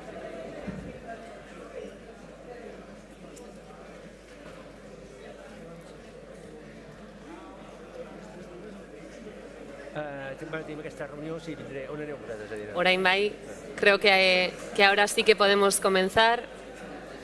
Voy a pediros que vayáis sentándoos los demás, porque los ponentes y las ponentes sí que están en el escenario.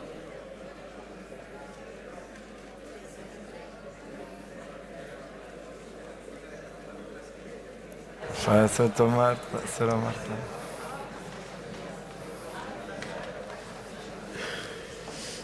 Bueno, gracias.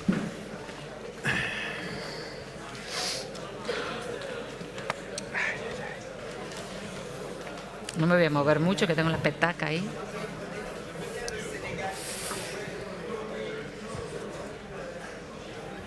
Me siento aquí. ¿Tú dónde? Aquí. Sí, está. Las chicas en el medio. Las chicas en el medio. Ahora sí, seguimos con la mesa redonda sobre territorio y economía social. Participan, como adelantábamos antes, Elena Pérez, viceconsejera de Trabajo y Seguridad Social del Gobierno vasco, Antonio Pascual de Riquelme, director general de Autónomos y Economía Social de la región de Murcia, Marta Mariño, directora general de Trabajo Autónomo y Economía Social de la Xunta de Galicia, Iñaki Mendioroz, director general de Economía Social y Trabajo del Gobierno de Navarra, y David Boneví, director general de Economía Social, Tercer Sector y Cooperativas de la Generalitat de Cataluña. Modera Sebastián Bausel, jefe de la Secretaría de la Coalición Local 2030 de las Naciones Unidas. Muchas gracias. Egunon, Danori, eskerrik asko gonbidapenagatik. Buenos días a todos y todas, bienvenidos. Siendo un panel español, vamos a hablar en español si les parece bien. Y quería comenzar con un breve encuadramiento. Crisis sistémicas, de la que hemos hablado mucho estos 2 días, demandan respuestas sistémicas. Y cuando hablamos de sistema, hay un conjunto de actores que cada quien tiene una parte de la solución. Estos actores son públicos de nivel nacional, lo hemos escuchado, hemos hablado de leyes, de políticas nacionales. Son también gobiernos locales y regionales, y vamos a escuchar de ellos ahora. Y a nivel territorial también actores de la sociedad civil, de lo que hemos hablado mucho, academia, universidad, que tienen un papel fundamental también, y hemos hablado de la Universidad de Mondragón, y sector privado local también, entre otros. Cada uno de estos actores tiene en su mano una parte de la solución, y si algunos han mostrado estas crisis que estamos viviendo es que respuestas meramente macroeconómicas y que sirven para todo el mundo no solo no son la solución, pero también nos llevaron o contribuyeron a que lleguen estas crisis. Entonces, lo que vamos a ver en este panel es cómo la territorialización de las políticas públicas de las que hemos hablado significa una aceleración de la economía social y solidaria, pero también en general del desarrollo sostenible. Y solo aprovechando para decir una palabra de dónde vengo y por qué estoy aquí, la Coalición Local 2030 es un poco el reconocimiento del sistema de Naciones Unidas de esta realidad compleja, sistémica y que se tiene que abrazar para poder transformar el mundo. Entonces, la Coalición Local 2030 es la plataforma de Naciones Unidas para la localización de la Agenda 2030, los ODS, la Agenda de Financiación, el Acuerdo de París. Es de Naciones Unidas, pero nuestros miembros directores son los actores que mencioné. Actores nacionales, Estados miembros de Naciones Unidas, actores, gobiernos locales y regionales, sociedad civil, sector privado, universidad, juventud. Y estamos localizados en Bilbao, gracias al apoyo del Gobierno de España, del Gobierno vasco, de Bilbao y de la Fundación BBK, lo que es fantástico porque nos permite no solo promover un enfoque, pero también pedir a los que recibimos y mostrar a dónde vamos que este modelo es realidad, de que funciona, de que marca la diferencia en términos de datos también, y es solo mirar alrededor como lo han estado haciendo también a través de visitas técnicas y otros, lo que pasa en Euskadi para ver, y en España para ver realmente cómo esta realidad se desarrolla. Y justamente a eso vamos y en esto nos encontramos con ASETT, demostrar desde el impacto, desde la transformación, demostrar historias de éxitos que puedan inspirar acción en otras partes del mundo y nutrirse también de esta acción en otras partes del mundo para transformar la realidad de Euskadi, desde lo local hasta lo global y de vuelta. La idea de ASETT y la idea de la coalición también Local 2030, por eso nos encontramos. Perdón por esta larga introducción, pero vamos a ir al grano y vamos a comenzar. Quizás para mantenerlo corto, hemos decidido con los panelistas que íbamos a centrarnos en una pregunta clave y dar a cada uno 3 minutos para dar la realidad desde su comunidad autonómica. Entonces les quería preguntar cuál es el valor agregado, los puntos fuertes de la economía social y solidaria en sus territorios. Y a modo de conclusión, al final de su respuesta, les pediría de qué puede aportar ASETT o qué significa ASETT en esta realidad como valor agregado y como contribución que le pueden dar también desde su perspectiva. Y comenzaría con Elena Pérez Barredo, viceconsejera de Trabajo y Seguridad Social de Euskadi. Aurrera. Bueno, lo primero, un punto de solidaridad con todos ustedes. Vamos a ser todos, lo hemos prometido, muy breves. Y en segundo lugar, aquí hay algunas comunidades autónomas, pero me gustaría también agradecer a Castilla y León y a Canarias su presencia hoy aquí con todos nosotros.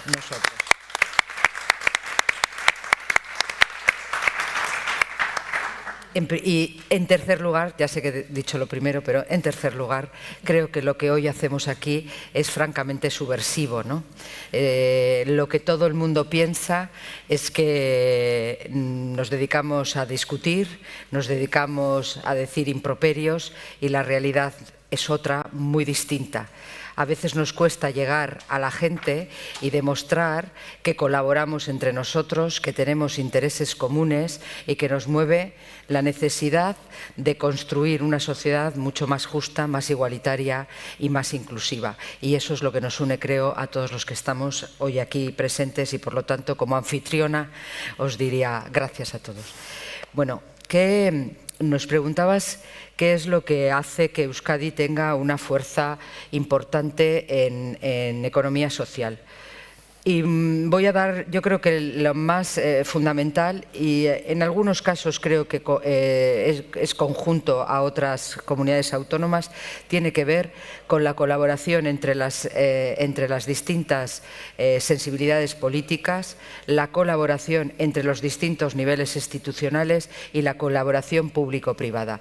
Tenemos un sector la economía social está en todos los sectores, todas las familias de la economía social social tienen articuladas sus organizaciones representativas y para nosotros es relativamente sencillo llegar a acuerdos que verdaderamente impacten en el sector y consigan que las políticas públicas que ponemos en marcha sean las adecuadas a las necesidades para cubrir las necesidades de los distintos sectores y de las distintas familias de la economía social, que tienen que ver con la legislación, tiene que ver con el sistema de ayudas, tiene que ver con la fiscalidad. Y creo que eso es lo más importante.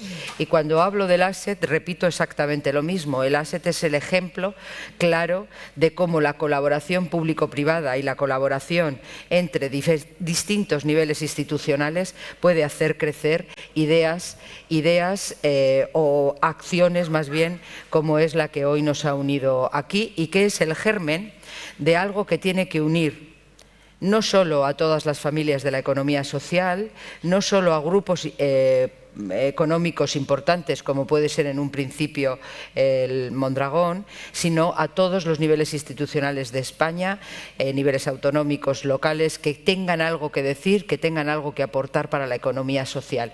Porque no me voy a repetir lo que han dicho el panel anterior, pero vivimos un mundo en el que necesitamos cada vez más colaborar, cada vez más entendernos, porque si no la alternativa es la barbarie, la alternativa es dejar a una parte importante de la sociedad atrás y a través de la economía social la respuesta a esos retos aparece.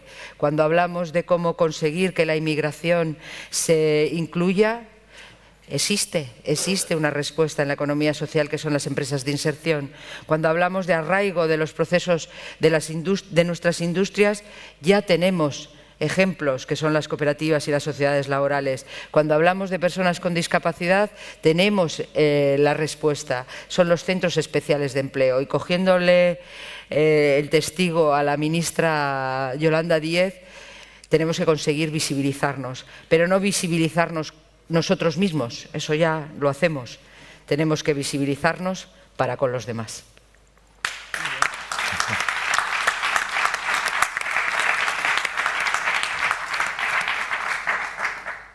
Muchas gracias, Elena. Los puntos rápidamente, la colaboración, esta cultura de colaboración entre partidos, entre sensibilidades políticas, entre niveles, entre público y privado, que llaman, creo, Solana también, esta cultura de colaboración que permita llegar a acuerdos para la transformación social, legislación, ayuda, etc. Y Asett como catalizador de idea, pero también de acción para la respuesta a los grandes retos de esta transformación, y mencionó la migración, la inclusión, etcétera. Muchísimas gracias.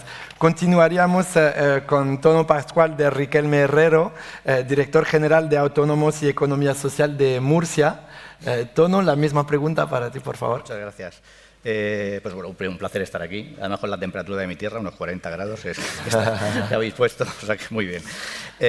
Yo para llegar donde decía Elena, de un mundo mejor, un mundo más justo, un mundo donde esté la persona en el centro, en Murcia tenemos un coche que es pequeño, pero es fiable y que tiene como 3 componentes. Tiene un motor que es las organizaciones de economía social, con más de 40 años de trayectoria, que toca todos los palos, toca la educación, un 40% de los alumnos de concertada están en educación, toca agricultura, hemos tenido a Limer en un taller, casi un 70% de la producción agraria está también en cooperativas, un 70% está en distribución farmacéutica con EFAME, que además es la segunda empresa que más factura en Murcia, 1.800 millones de euros, lo cual tenemos un tejido muy fuerte. Tenemos unos líderes potentísimos y todos los conocéis, todos lo conocéis. Juan Antonio Pedreño, creo que ha salido el momento de hablar con la ministra a pedirle algo seguro. Y esto nos ayuda y nos empuja mucho.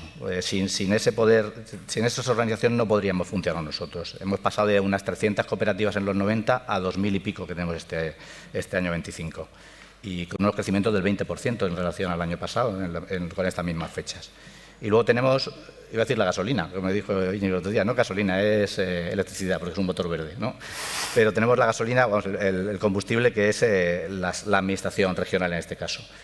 Este entramado de organizaciones de economía social nos ha convencido desde siempre, pico y pala desde hace muchísimo tiempo, y a todos los estamentos de la comunidad autónoma, desde el presidente hasta el mísero representante que soy yo, el escalafón, al director general, estamos convencidos de las bondades de la economía social. Ahí nadie nos tiene que decir nada. Cualquier cosa que hacemos con la economía social está siempre consensuado con ellos. No hay manera de que sacar nosotros algo de economía social o algo que les pueda afectar sin antes hablar con ellos.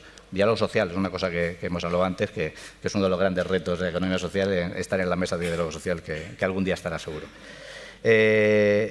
Parte de estas es las ayudas, las subvenciones. Las subvenciones ya sabéis que no curan, pero ayudan, ¿sabes? O sea, que es importante, sobre todo a los emprendedores, darle un primer empujón para enfocarlos y lanzarlos al cooperativismo o a la economía social. Y por último, agradecer en este segunda parte del coche, agradecer al Ministerio por la capitalidad española de Economía Social. Muchas gracias, comisionado, secretaria general, directora. Y luego, aparte de ese motor, aparte de ese combustible, tenemos un GPS, que son los pactos de economía social. Vamos por el 6º pacto, son más de 55 millones en 4 años. Queremos crear 6.000 empleos de calidad, que es lo que crea la economía social. Tenemos 3 ejes, el de visibilidad, que siempre hablamos, el de competitividad y el de sostenibilidad, más de 100 medidas. Si hablamos de ASETT, y ya voy intentando cumplir mi tiempo, yo lo que diría es lo que creo que dijo el Papa en Brasil, el primer viaje que hizo, que era hacer lío ahí fuera. No se trata de convencer, nosotros estamos convencidos, ya sabemos las bondades de la economía. Tenemos que estar fuera, tenemos que hacer la visibilidad fuera, tenemos que utilizar el lenguaje del siglo XXI, no podemos utilizar el lenguaje del siglo XX, tenemos que utilizar redes sociales, tenemos que convencer a la gente, a los nuevos emprendedores, a la juventud, a los que nos interpelaban al principio de todo esto, que decían, ¿vais a hablar de nuestras cosas sin nosotros? Pues tenemos que hablar con ellos y tenemos que lanzar el mensaje. Así que mucho ánimo, que el siguiente foro sea en el plenario, en la Sala Sinfónica, y que el padre Arizmendiarreta estará orgulloso allá donde esté de lo que habéis logrado. Muchísimas gracias.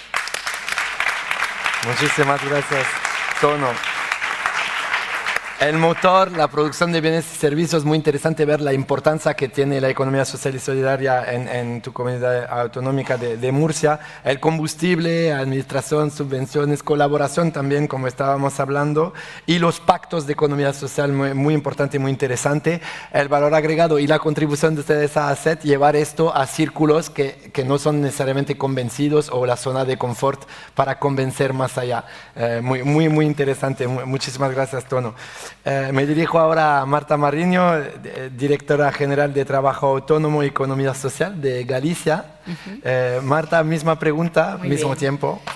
Bueno, yo creo que muchísimas gracias por realmente darnos voz a las comunidades autónomas, porque al final formamos parte de la estructura como administración, y yo creo que esto que ha pasado aquí lo único que hace es reflejar que realmente esto funciona, tiene sentido. Y bueno, no es que no ha hecho más que empezar, sino es que lleva empezando desde hace mucho tiempo, y esto es una muestra de que es un paso más para conseguir el objetivo. En la comunidad autónoma gallega yo creo que aquí hay muchas cosas que tenemos en común todos, ¿no? O sea, realmente todas las comunidades autónomas trabajamos en una estrategia que gira en torno a unos objetivos en los que la economía social es el centro con la persona en el centro. Y por destacar los puntos, yo creo que para nosotros, y Elena ahí lo ha destacado, nosotros creemos en la transversalidad de la economía social, y así como transversal lo trasladamos pues a todos los sectores. Estamos hablando de emprendimiento de la economía social, estamos hablando de sanidad, estamos hablando de muchos ámbitos, y dentro de nuestra comunidad trabajamos mucho y muy intensamente en este tema. Yo apuntaba aquí el acompañamiento, lo que Tono hablaba de estas ayudas. No queremos ser una administración subvencionadora, sino una administración que acompañe. Y creemos en la red. Desde hace bastantes años, y yo creo que en Galicia, y por destacar, ¿no? Tenemos una red que es la red de Usumo, que lo que hace es acuñar un sello para que toda la economía social se junte en actividades de formación, en actividades de emprendimiento, en actividades que ellos mismos diseñan, y que les permite comunicarse entre ellos. Y no solamente comunicarse entre ellos, sino dar luz hacia afuera, que ese es uno de los puntos también más importantes. Trabajamos con las universidades, y yo creo que este es un punto muy importante, no solamente en la formación en las escuelas, hablarles de cooperativas, hablarles de economía social, sino también dar formación en las propias universidades. Y por destacar un punto también para terminar, a mí me gusta mucho hablar del impacto que la economía social tiene. Es necesario para que los que están fuera entiendan lo que supone y el valor que tiene la economía social, el que desde la economía social podemos trasladar el verdadero impacto real que tiene dentro de la economía, dentro de la sociedad, ese poder de transformación que tiene y en el que todos los que estamos aquí creemos, ¿no? El poder trasladar fuera para convencer y vencer y que todos entiendan lo que supone la economía social. Esos estudios de impacto en los que trabajamos también desde las comunidades autónomas y que se tienen que hacer visibles, ¿no? Es esa realidad. Y bueno, ASETT, evidentemente, trabajamos en red dentro de la comunidad y para mí ASETT es una fuente de crear red entre nosotros, entre todas las comunidades autónomas. Creo que todos esperamos mucho, Íñigo, y aquí todos, yo creo que estamos demostrando que creemos en él y que esperamos, bueno, pues poder participar y poder hacer del territorio nacional un territorio europeo y un territorio internacional a través de esa herramienta. Gracias. Muchas gracias, Marta. Comenzaste y me gustó mucho recordando que la economía social y solidaria ya existe y ya tiene poder transformador y que se trata de dar un nuevo paso, no de empezar apenas. Recordaste la persona en el centro y la transversalidad, el acompañamiento, no solo en términos de subvención, pero de juntar, de unir fuerza y de co-crear y de actuar en conjunto. Y recordaste la importancia de la universidad para la formación y la importancia de ASETT para trabajar en red y visibilizar. Iñaki Mendioros Casallo, director general de Economía Social y Trabajo de Navarra. Por favor, adelante para compartir la experiencia de Navarra. Eskerrik asko, eguerdion denoi. Muchísimas gracias por la invitación. Es un orgullo estar aquí y compartir planteamientos de lo que desarrollamos en nuestro territorio en torno a la economía social. Yo quiero ser esquemático también y ajustarme al tiempo y, bueno, varias de las cuestiones que quiero comentar ya se han trasladado anteriormente, ¿no? En primer lugar, la capacidad que podemos tener de transformar el territorio, el tejido socioeconómico que tenemos en nuestras regiones pasa ineludiblemente por la colaboración, pasa por la cooperación. Este es un ejemplo y cuando hablamos de nuestro modelo de economía social se basa también, evidentemente, en que tengamos un interlocutor, una representatividad que tenga claro cómo desarrollar las diferentes casuísticas que permiten desarrollar su modelo, ¿no? La economía social es muy diversa, tiene diferentes formatos y diferentes, digamos, modelos que tiene que, digamos, para su desarrollo y, por lo tanto, tener esa interlocución que nosotros la articulamos gracias a Cepes en Navarra, en nuestro territorio, es muy importante. Eso nos permite a nosotros, como Gobierno de Navarra, tener una transversalidad, ser capaces de que la economía social impregne en todos los departamentos o consejerías del Gobierno y que, por lo tanto, podamos hacer la economía social, como estaba comentando mi compañera Marta, con capacidad de impacto, de transformación. Es muy importante desde nuestro punto de vista que las políticas públicas, cuando hacemos acciones, programas, ayudas o subvenciones, sepamos para qué sirven y para qué van a impactar. Y tenemos que tener unos objetivos que luego realmente tenemos que medir y conseguir, evidentemente, que cambien, que mejoren esos objetivos estratégicos.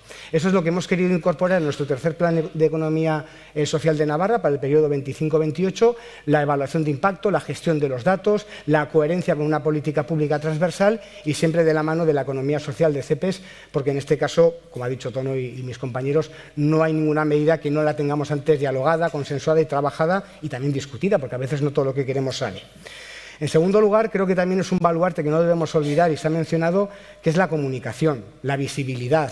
Está muy bien que todos los que estamos enamorados de la economía social hablemos y estemos dándole vueltas un poco a qué bien y qué podemos aportar a nuestro territorio y a nuestra gente, pero tenemos que salir en este caso, de este maravilloso centro y tenemos que proyectar lo que estamos haciendo, ¿no?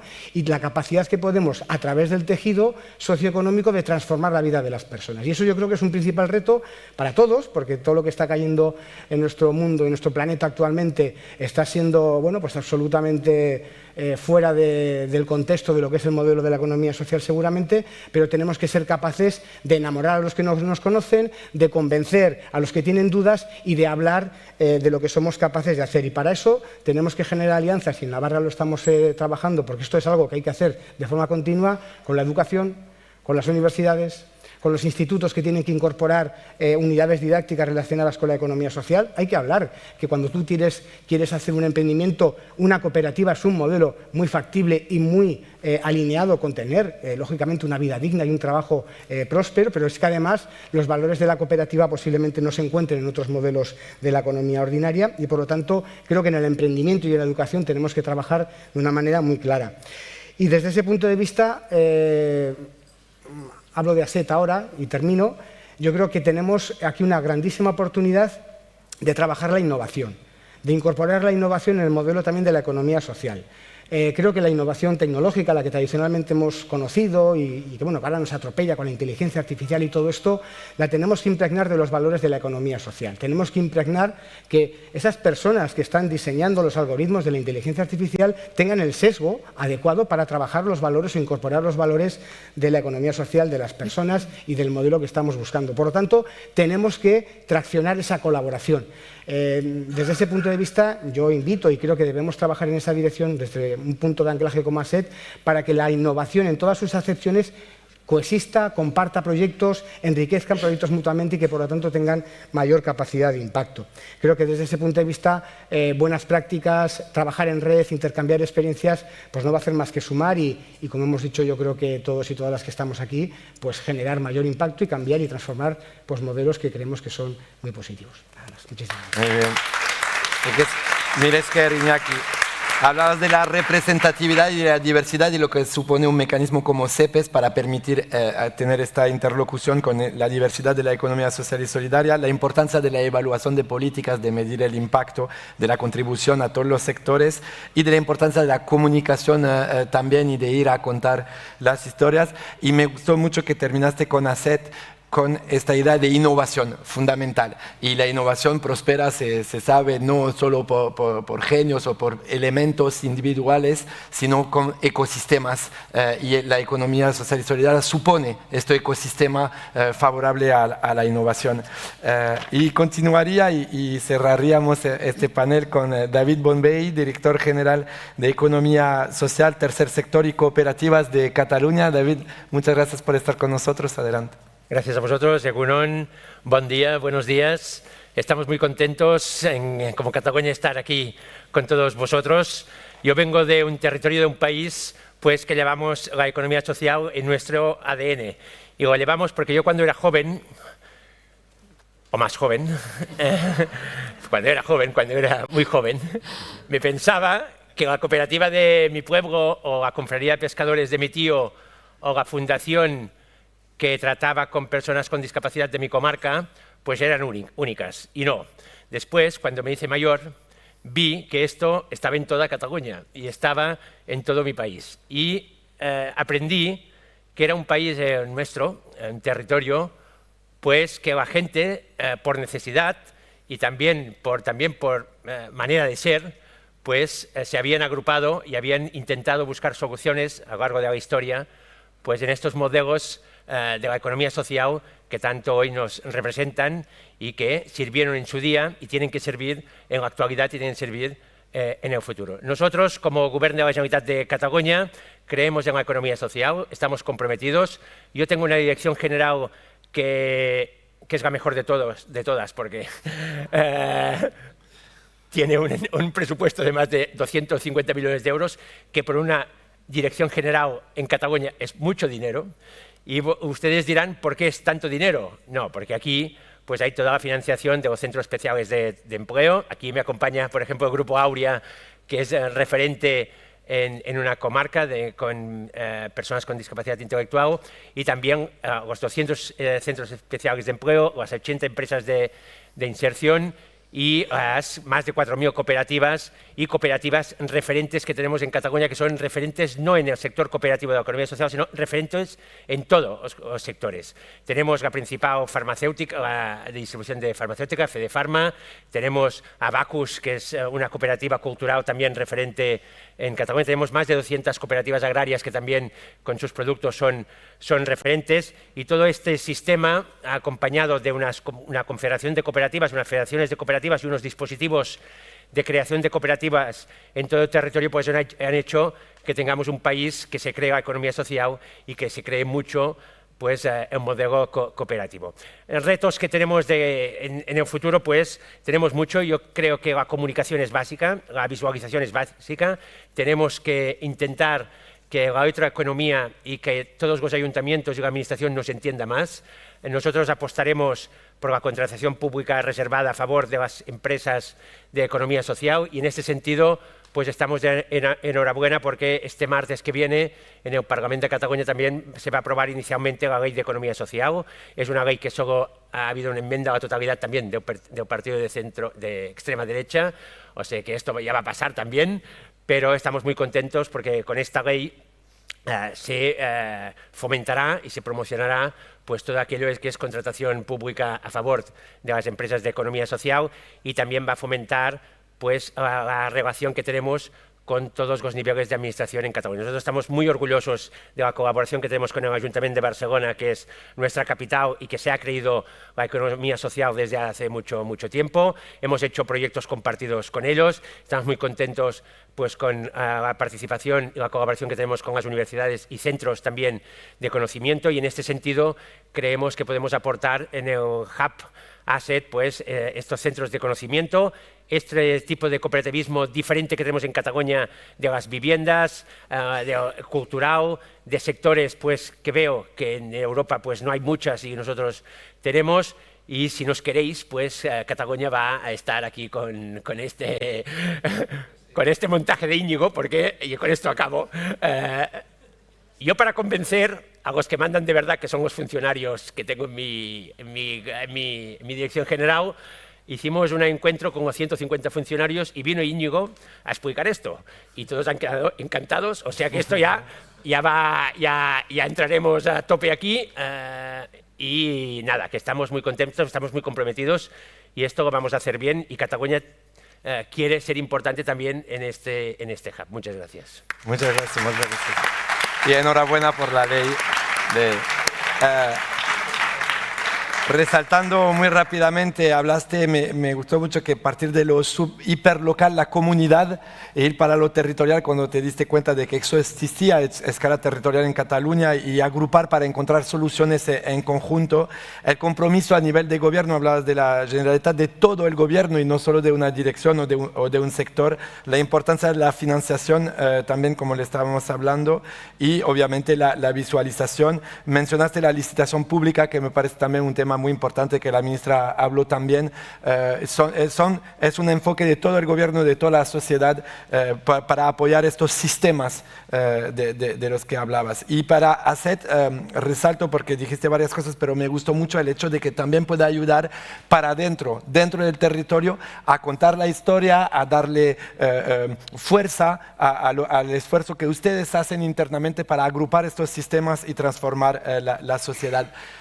Por razón de tiempo, si les parece bien, pararía aquí agradeciendo una vez más a ASETT, reiterando el compromiso de Naciones Unidas a continuar a trabajar de la mano. Tenemos Sevilla, la cumbre de financiación, que ya estamos trabajando en esto el mes que viene. Tenemos la cumbre social mundial, sobre la cual colaboramos también para llevar estas voces también a espacios justamente de no necesariamente convencidos, para decir soluciones existen, son transformadoras, y hay que hacerle caso y reconocer este valor para convencer todo el mundo y cambiar el mundo para mejor. Y en palabras de don Arizmendiarreta, no solo contemplar el mundo, pero transformarlo. Muchísimas gracias a todas las panelistas, los panelistas. Gracias otra vez por la invitación. Agur. Gracias.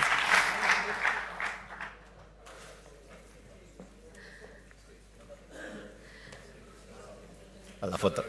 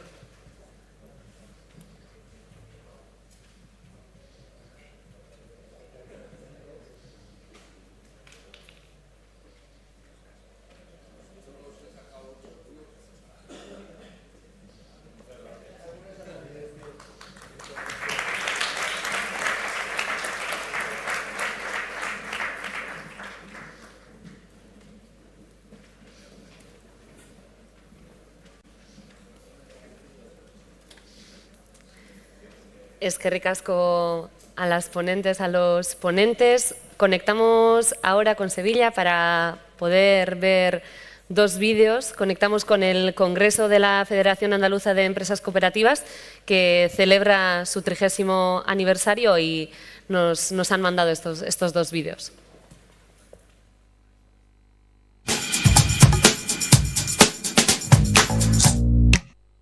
Hola a todos, saludos desde el sur de España, desde Andalucía, tierra de cooperativa y de economía social. Un saludo desde nuestro congreso que pretende celebrar nuestro 30 aniversario y también valorar y mirar los aspectos culturales, económicos, políticos y sociales que afectan directamente al cooperativismo y cómo desde nuestro modelo podemos afrontar los retos de futuro. Un congreso también que contará los días previos con un foro iberoamericano en la Escuela Andaluza de Economía Social y que también presentaremos una exposición por parte de Cristina de Miguel, de 30 años de cooperativismo andaluz a través de 30 fotos, de la que ha sido premio Princesa de Asturias 2025 a la Concordia y la que actualmente también la presidenta de Magnum, esa agencia que no todo el mundo sabe que es una cooperativa. Aprovecho este vídeo para saludar, para trasladar un afectuoso abrazo a todo el Foro Asett, un espacio fundamental para el cooperativismo y la economía social de nuestro país, un lugar donde seguro que se pueden detectar buenas prácticas, cómo replicar ese modelo que trae tantas bondades al territorio. Saludo a todo el equipo Asett, a todas las personas que participáis en este foro, por supuesto a Cepes y a los diferentes organismos públicos y privados que están detrás de este gran proyecto. Un abrazo.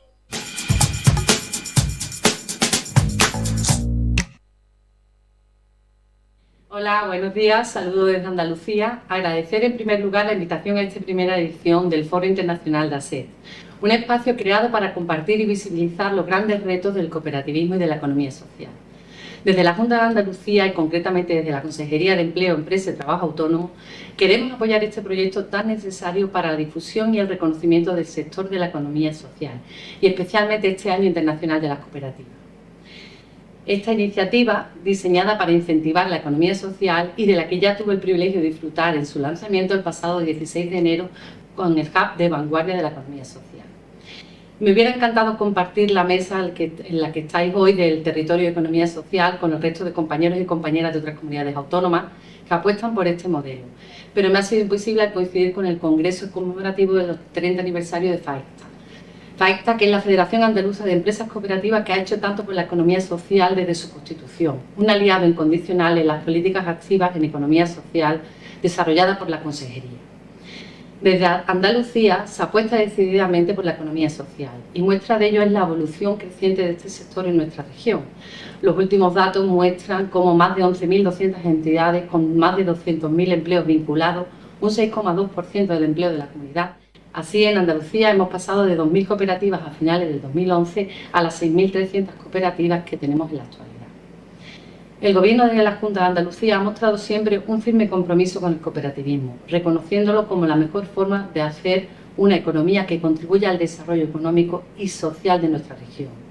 Este compromiso se refleja en que se ha hecho mayor inversión presupuestaria en los últimos años, también se han hecho declaraciones institucionales de apoyo al cooperativismo o nuestro plan estratégico para el impulso de la economía social, el PIMESA, que tiene un horizonte de 2023 a 2026. Actualmente ya estamos impulsando nuevas acciones para el nuevo plan y confío que esta experiencia de colaboración entre las administraciones y con el sector de la economía social nos permita crear espacios donde poner en común buenas prácticas de apoyo al sector, permita generar ideas innovadoras y nos sirva de base para futuros proyectos. Gracias de nuevo y espero volver a vernos pronto.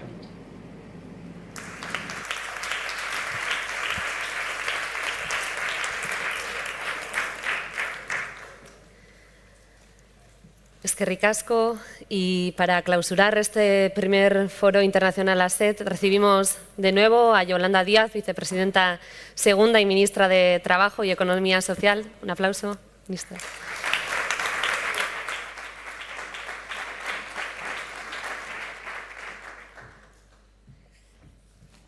Bueno, pues buenas tardes ya, estimado ministro de Senegal, secretarios de Brasil, de Kenia, de Francia, estimado vicelendakari y delegada del Gobierno, querido presidente de Cepes, querido Juan Antonio, Querido director de ASETT, querido Íñigo, estimados miembros del Consejo Internacional de ASETT, queridos y queridas directores generales de las distintas comunidades autónomas que estáis aquí presentes, en definitiva, amigos y amigas de la economía social. Llegamos al final de este valioso foro con la certeza de haber abierto un nuevo ciclo, un espacio fecundo de encuentro, de pensamiento compartido que nos impulsa a mirar, como dije antes, con audacia el sentido profundo de nuestro trabajo, que en definitiva es cuidar la vida, democratizar la economía y transformar lo común. Lo hacemos en un tiempo marcado por la policrisis, una crisis ecológica que cuestiona la continuidad misma de la vida en el planeta, una crisis también de un derecho fundamental como es la vivienda, que convierte un derecho básico en un lujo inalcanzable para muchas personas en nuestras sociedades, una crisis alimentaria y energética amplificada por la especulación y el extractivismo, y una juventud que parecía condenada a la precariedad, unos cuidados tensionados hasta el límite y una ciudadanía cada vez más alejada de las decisiones que determinan su vida. Frente a este paisaje no nos conformamos, nos rebelamos y lo hacemos de la mano de la economía social. No queremos resignarnos, queremos avanzar. Somos amigos y amigas de la esperanza. No lo hacemos con nostalgia, lo hacemos sabiendo que hay un material común que se llama esperanza, que es la que hace cambiar, sin lugar a dudas, los estados de ánimo y hace que las sociedades caminen. La economía social, ya lo he dicho, no es un adorno, no es un calificativo, no es ni siquiera un matiz en la economía capitalista. Es una alternativa estructural, es un modo de vida, es una forma distinta de habitar el mundo que se basa en la solidaridad, en la cooperación, en la equidad, la sostenibilidad y la justicia social. Frente al mandato de competir, creo que la economía social comparte que coopera, que nos apoyamos. Frente al sálvese quien pueda, que no es más que una trayectoria de fracaso, proponemos cuidarnos mutuamente. Frente a esas manos invisibles y las motosierras, proponemos democratizar cada rincón de nuestras vidas.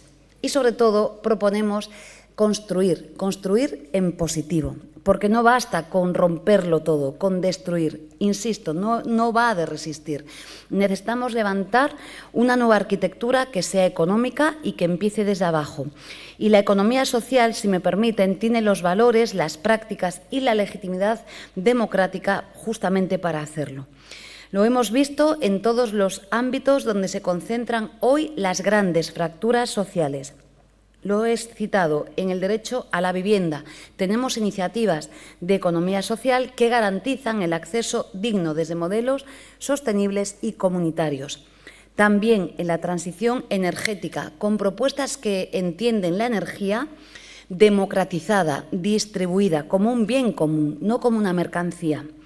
Lo vemos en el sistema financiero, con alternativas, lo señalé antes en la intervención, éticas, solidarias y democráticas que prioricen a las personas, a los proyectos y no a la forma de capital especulativo. Permítame compartir un ejemplo que lo ilustra con nitidez. Tras la Dana, en los días de la Dana, ustedes, vosotros y vosotras, como sabéis, ante el sufrimiento del pueblo valenciano, la red de SEAS impulsó un fondo solidario en tiempo récord que recaudaron cerca de 60.000 euros para apoyar a las iniciativas de la economía social más afectadas. Estamos siempre donde hay que estar. No hubo rescate de último minuto, hubo solidaridad desde el primer minuto, cooperación real, apoyo mutuo. Eso es la economía social. Así funciona este modelo de economía social. Allí donde otros se retraen, la economía social avanza. Donde otros especulan, nosotros y nosotras cuidamos. Donde otros dividen y fragmentan y generan odio, nosotros y nosotras tejemos comunidad. Hablar hoy de este proyecto es recordar que otra economía es posible cuando se conjugan la necesidad, la dignidad del trabajo, el trabajo decente de la OIT y la inteligencia colectiva. Me van a permitir que les diga, estando hoy aquí en Donostia, que en plena posguerra, desde Mondragón, sin apenas recursos, supo imaginar y construir una alternativa profundamente transformadora. Hoy sois inspiración para nuestro país y para el conjunto del mundo. Eran tiempos muy difíciles, seguramente más difíciles que ahora. Su legado, por tanto, se multiplica hoy en cientos de experiencias repartidas por todo el mundo. La economía social y solidaria no es un recuerdo ni es una promesa, es presente. Es acción, como el llamamiento a la acción, el manifiesto que hoy suscribimos con el profesor Piketty y con la profesora Ferreras y con tantas personas que rubrican ese llamamiento. Es realidad viva y puede y debe ser también el porvenir. Fíjense, en el pasado, cuando se proyectaba el porvenir, el futuro, era un imaginario deseable. Se hablaba de la juventud como el porvenir y era algo positivo. Y hoy quieren que pensemos en ese porvenir y en la juventud como algo distópico, como algo negativo, y no lo vamos a consentir. Y la economía social sabe que el porvenir, el presente y el futuro está teñido de esperanza. Termino ya dándoles las gracias, dándoos las gracias con una emoción sincera, compartiendo estos días, estas horas, que también creo que nos hacen bien desde el cariño y la humanidad. Esto también es hacer política pública desde el afecto. Y quiero darle las gracias a esas personas invisibles, querida Carmen, que han hecho posible que todo lo que llevamos por aquí, nada falle, sea posible, y creo que son los y las invisibles que también son amigos y hermanas de la economía social.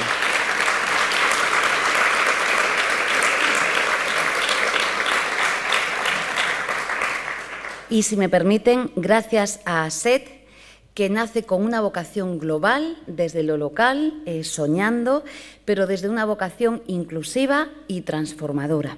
Gracias a Cepes, como siempre, y a todas las instituciones vascas que hoy estáis aquí. Para mí esto es muy importante porque estamos demostrando que muchas administraciones, que, bueno, pensaremos de manera diferente, somos capaces de darnos la mano. Y esto es la democracia. La democracia es caminar con personas que hacen síntesis, que no pensamos igual. Querido Íñigo, compartir proyectos con las personas que piensan exactamente como tú, primero que nadie piensa exactamente como el otro, afortunadamente, pero eso no tiene mucho sentido. La política pública, la red pública es hacer síntesis, y no porque a mí me guste el diálogo social, que me gusta el diálogo social. Pero es que lo otro no es la política pública, es quedarse uno en su casa retroalimentándose en torno a una verdad que, por cierto, es bastante impura. Por tanto, gracias a todas las instituciones vascas, el compromiso también del Gobierno de España en este proyecto. Y termino.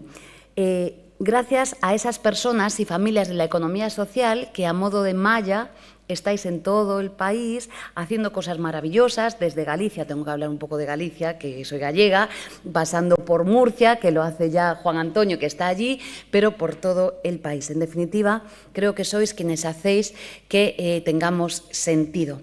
En definitiva, gracias por ser parte de esta red y por dar un ejemplo al mundo de esperanza. Termino también agradeciendo el trabajo que estamos haciendo a nivel internacional. Hoy somos fuente de inspiración, de luz en el conjunto del mundo, y no es pequeña cosa.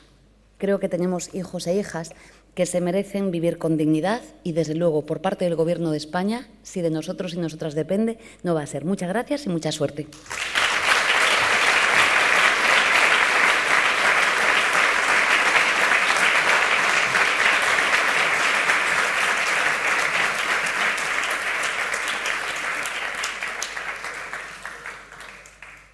Eskerrik asko berriro ere, ministro Anderea.